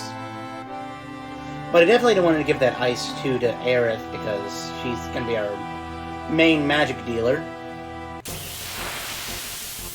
Her and Red 13, I think, are probably the best for, like, materia-based attacks.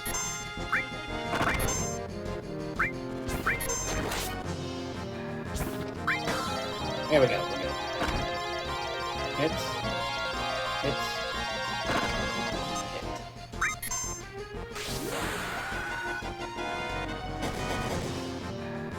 Somersault.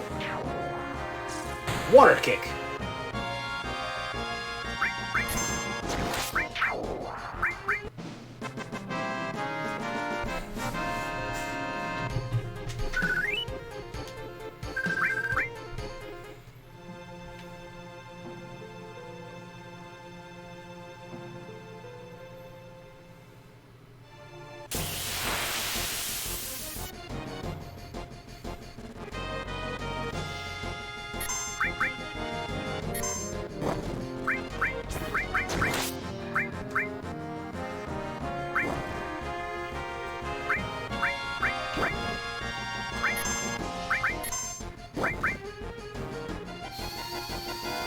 Ice 2.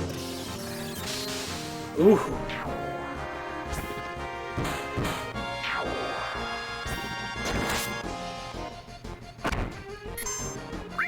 Defend.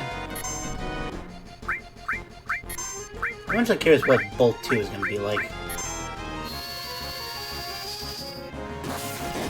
Ooh.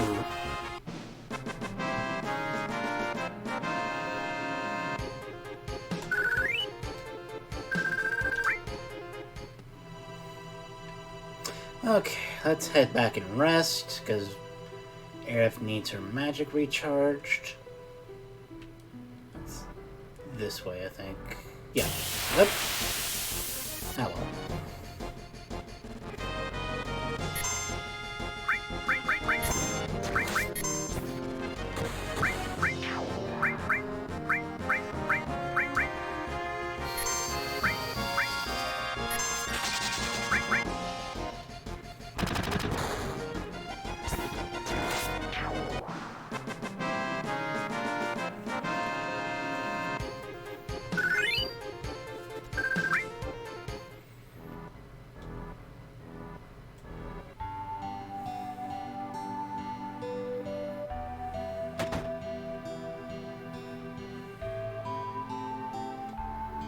$20 gil? Sure.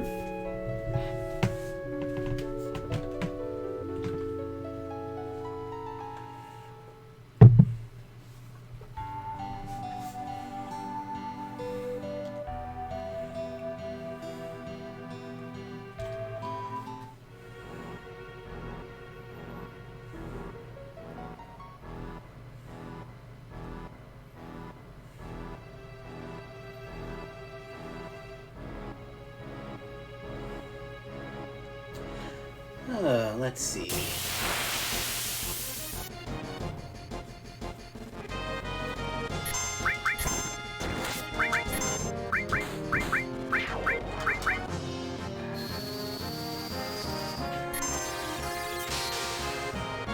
I do love the visual flair that, like, the combat has for Final Fantasy VII. Like, I know it's not really, like, anything compared to, like, something like, Persona 5, which has, like, its own unique style, but, like, it really...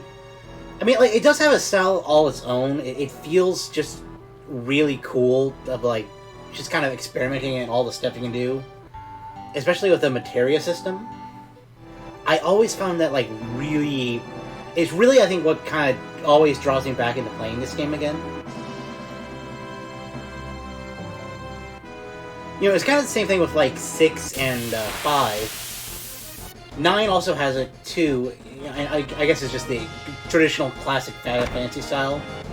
Both from, like, the Super Nintendo era and the PlayStation 1 era.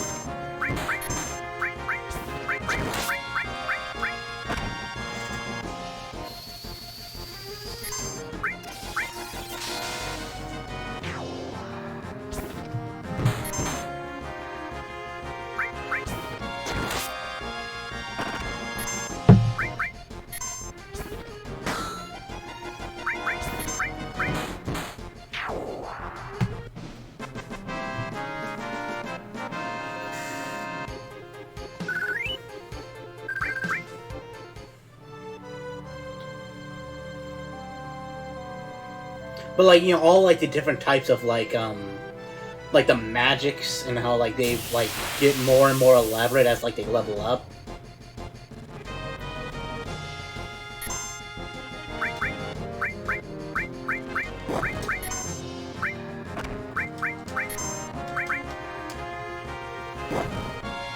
And then especially with another type of materia that I think we'll be getting sometime soon.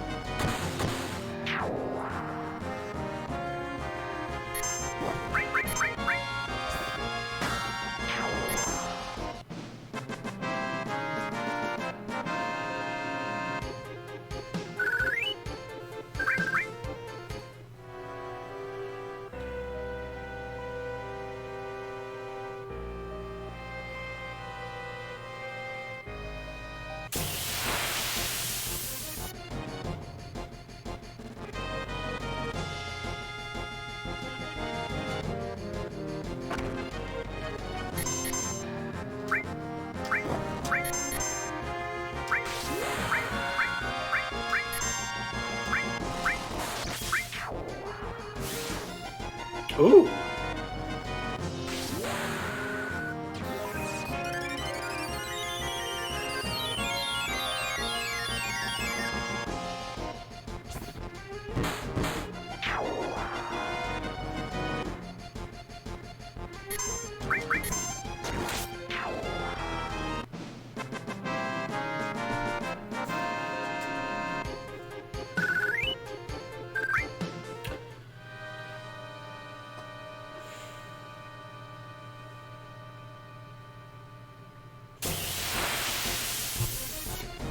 I've always also kind of wondered, why didn't, because now kind of the return and more mainstream appeal of, like, tabletop RPGs, if, like, Final Fantasy would ever consider doing, like, their own tabletop,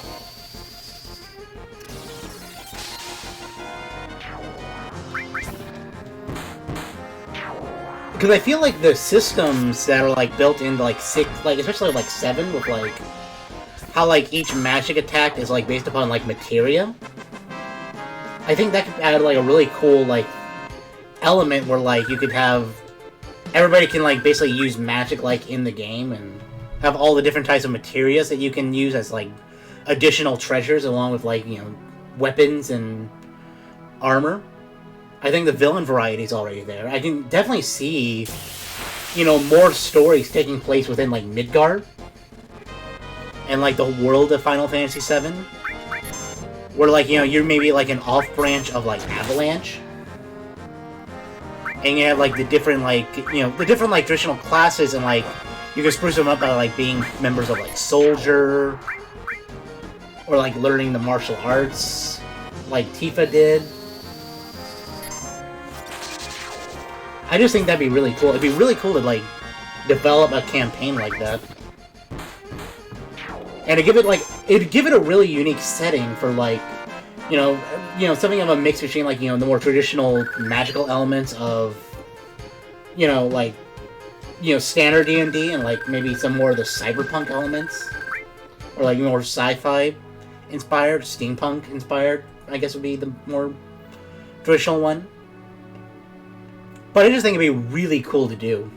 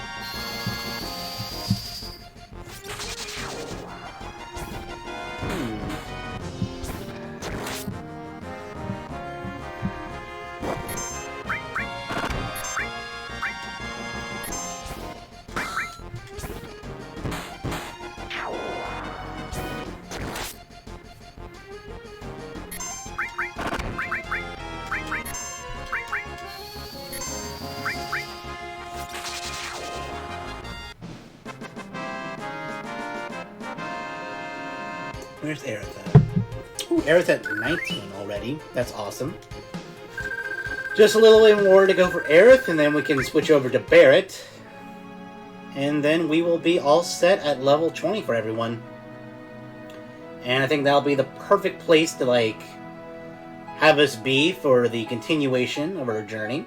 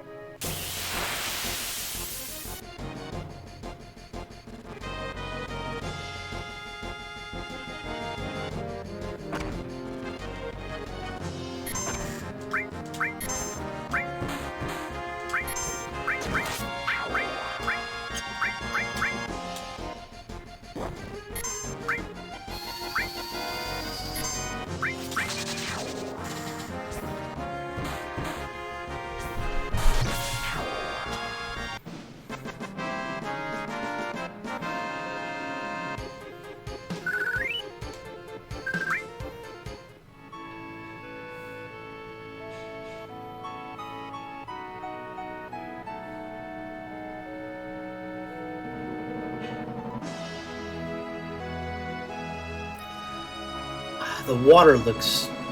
Okay, it looks flat, but I love the colors of, like, the ocean and the lighter bodies of water.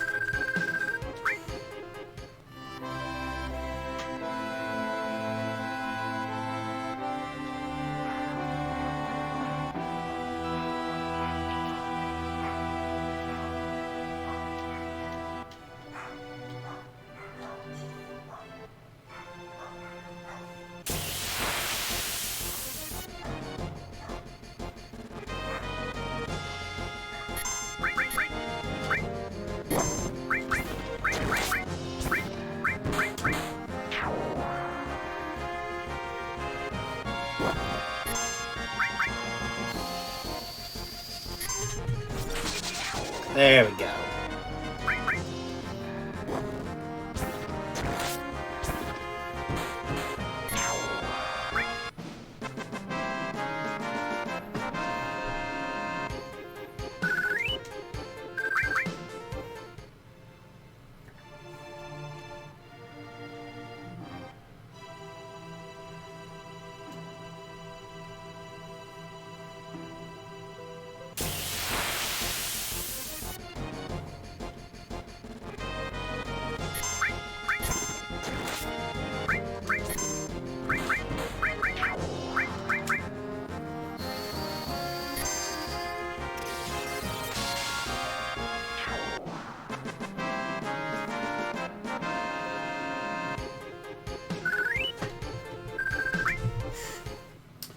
Okay, let's start heading back and get recharge on Aer's magic.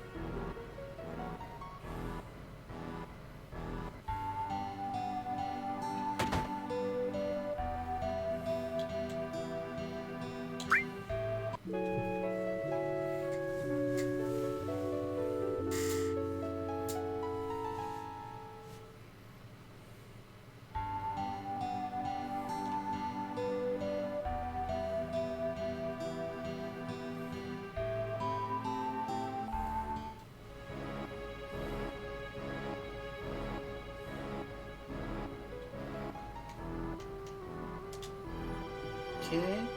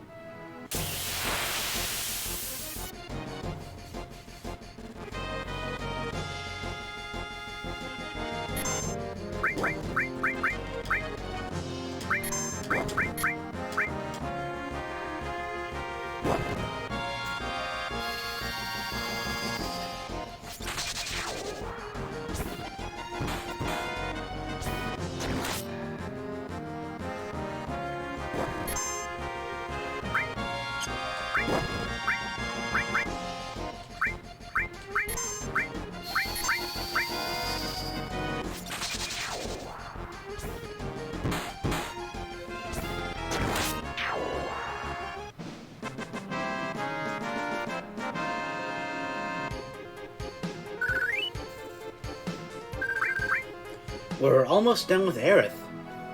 How exciting. Yeah, what else? What else can we talk about?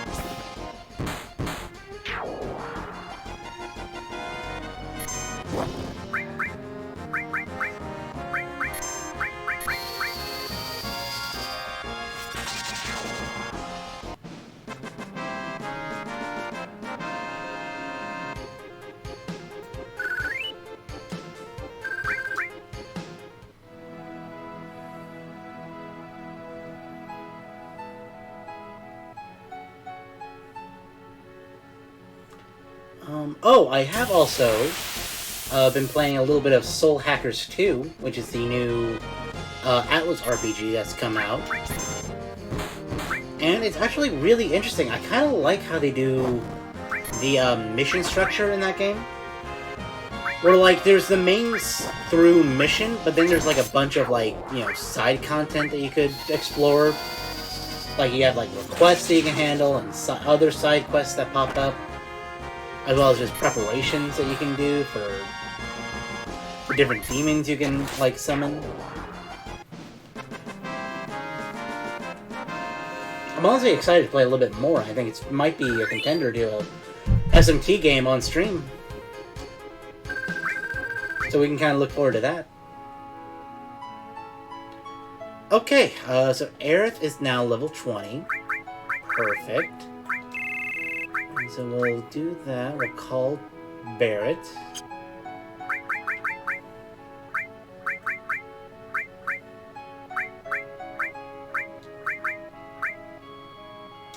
Protect vest on you.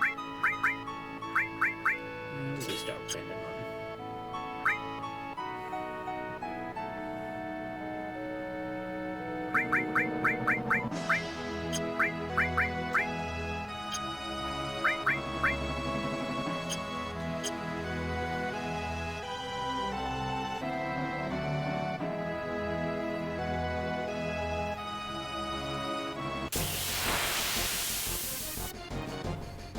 Here we go.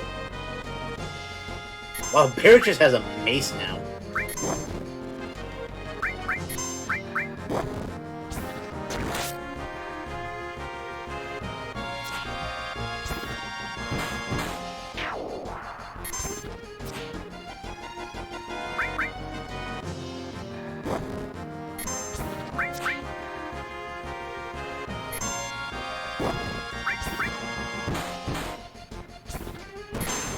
Ooh.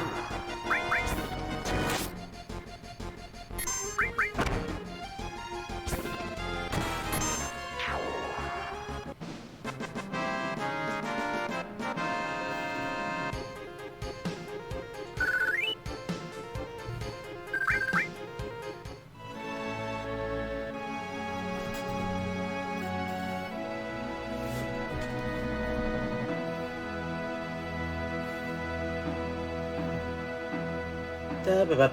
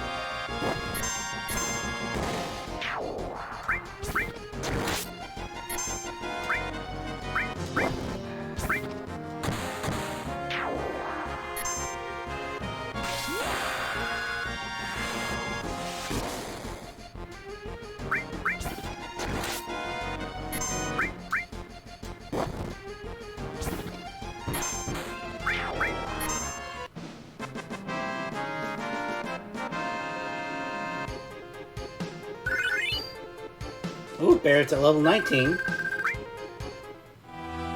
We're almost there, guys. Weary travelers. I need to get better at calling you guys that. Because I do like that for our little community, our party, if you will. Our RPG party, if you will.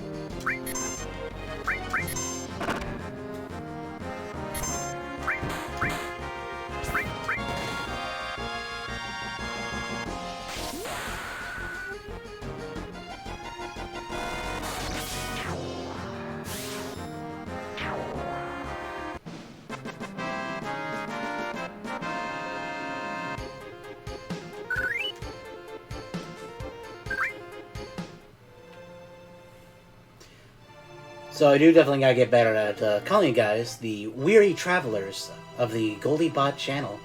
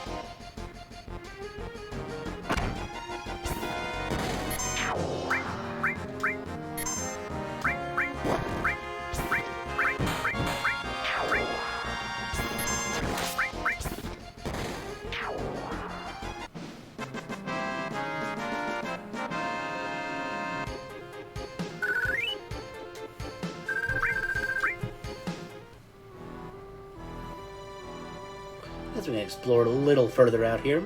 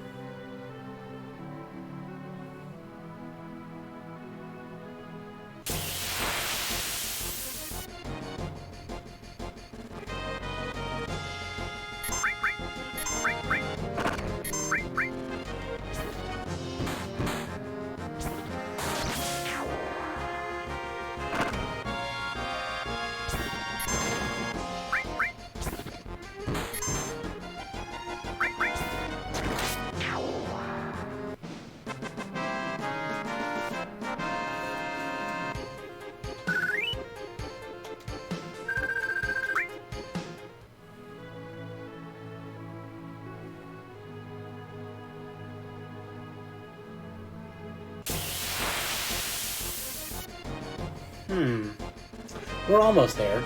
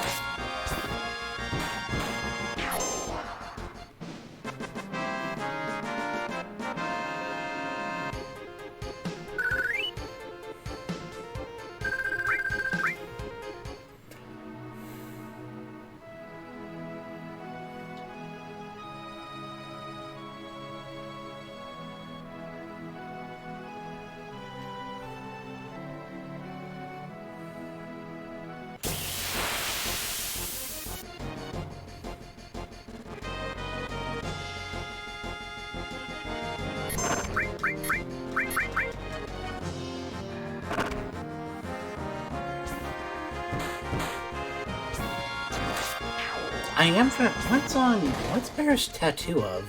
I wonder.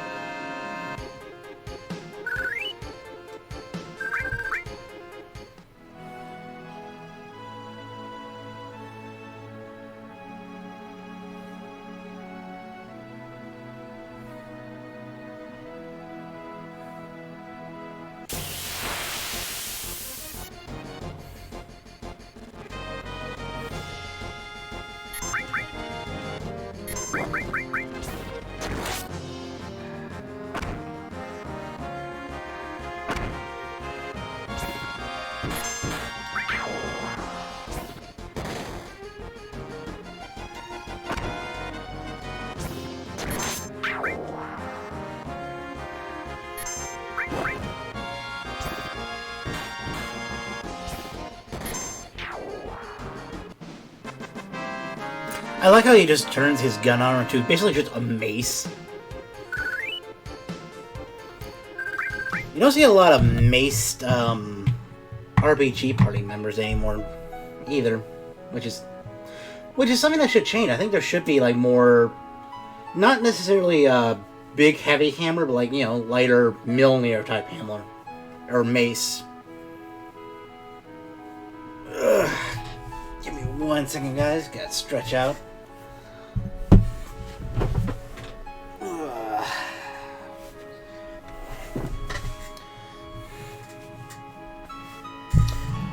Alright, here we go, guys. Home stretch.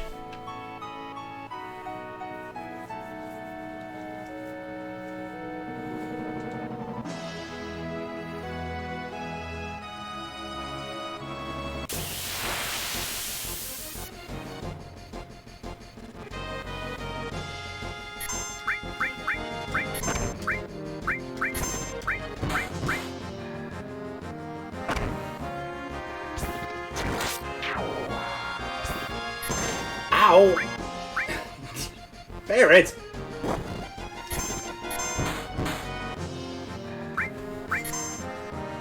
There we go. We'll do big shot, why not?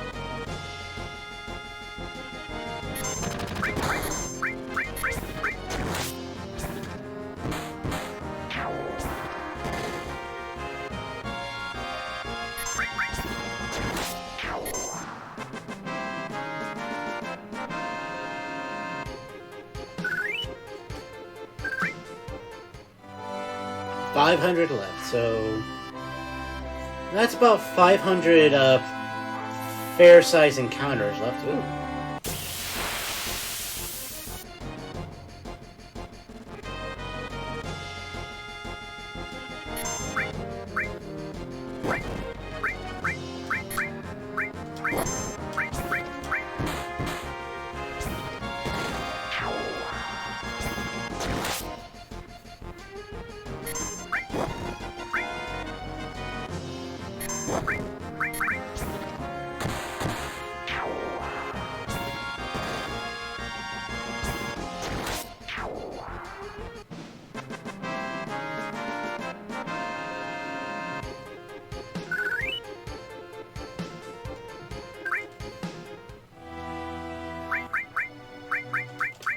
Let's heal up.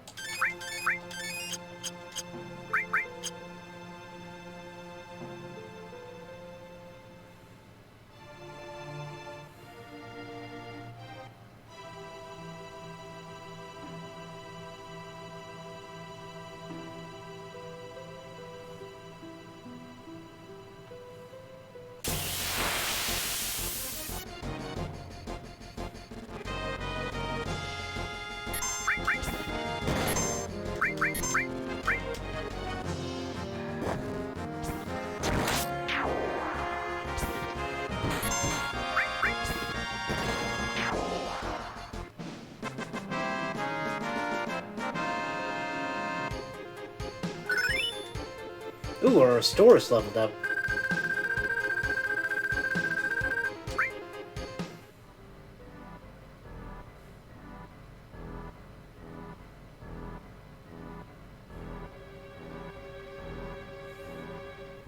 Okay, just one more good-sized battle, and I think we'll be good for today, guys.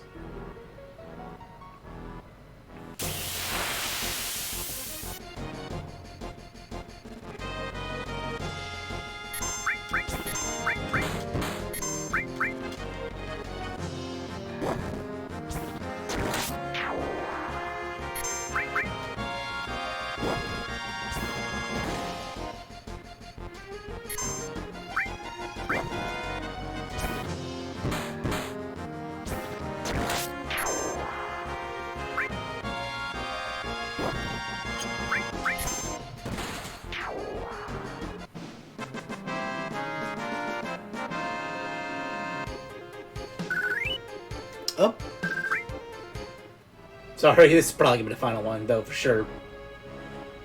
Hopefully we'll end it on a good, Tifa, limit break.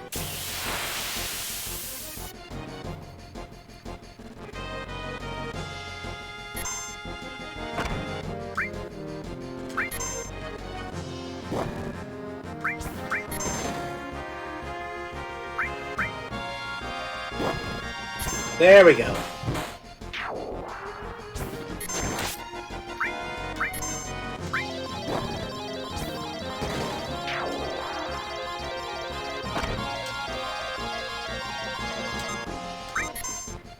Here we go, guys.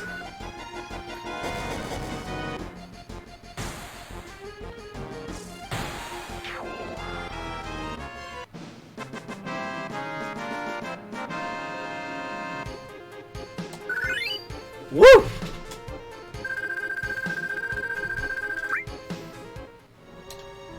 Okay. And with that, let us bring Red back into the party. And we will go and rest up in the inn.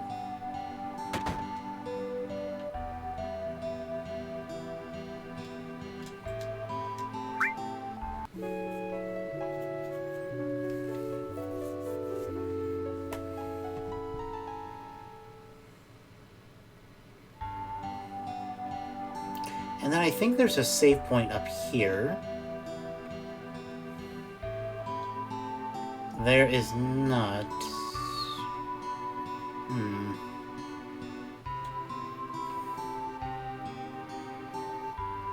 Where in this town is there a save point?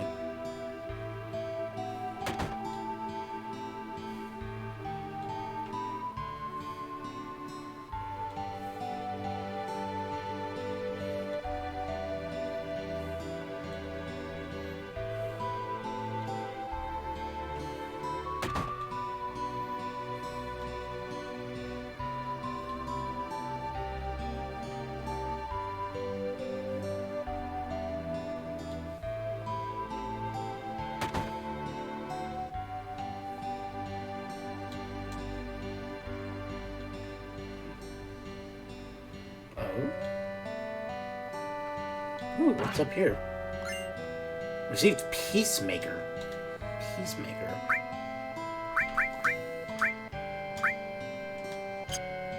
No. No.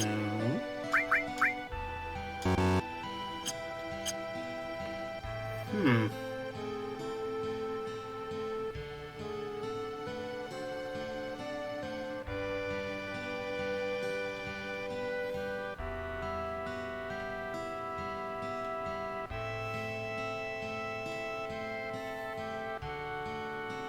I swear there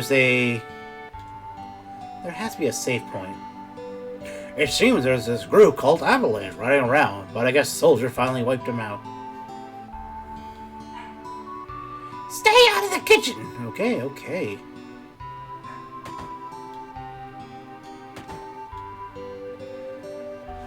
Where the hell is this save point? Is there just not one in the town? That's weapon, that's materia. Looks like we're gonna have to go out into the world as... hold on, there's one more door.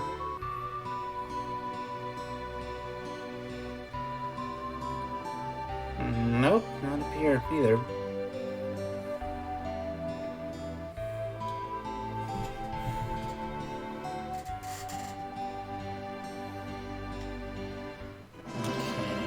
Okay, well, we will call Barrett back real quick.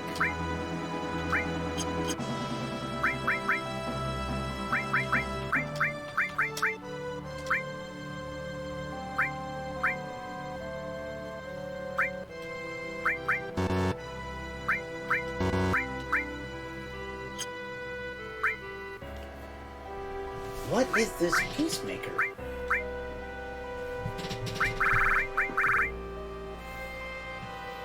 Oh, it's the regular gun.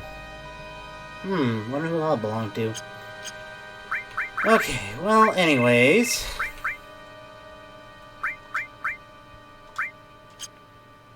Back, and we will save here.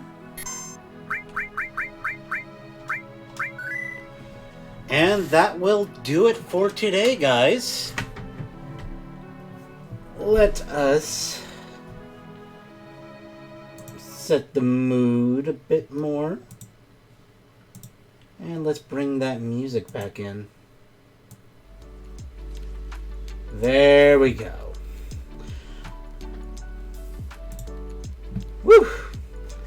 Well, I do hope that you guys have had a good time today. A little more relaxing stream, a little more of a chit-chat stream, but I think it was really nice. It's nice to have some time to reflect, some time to discuss, and some time just to hang out and get to know each other better.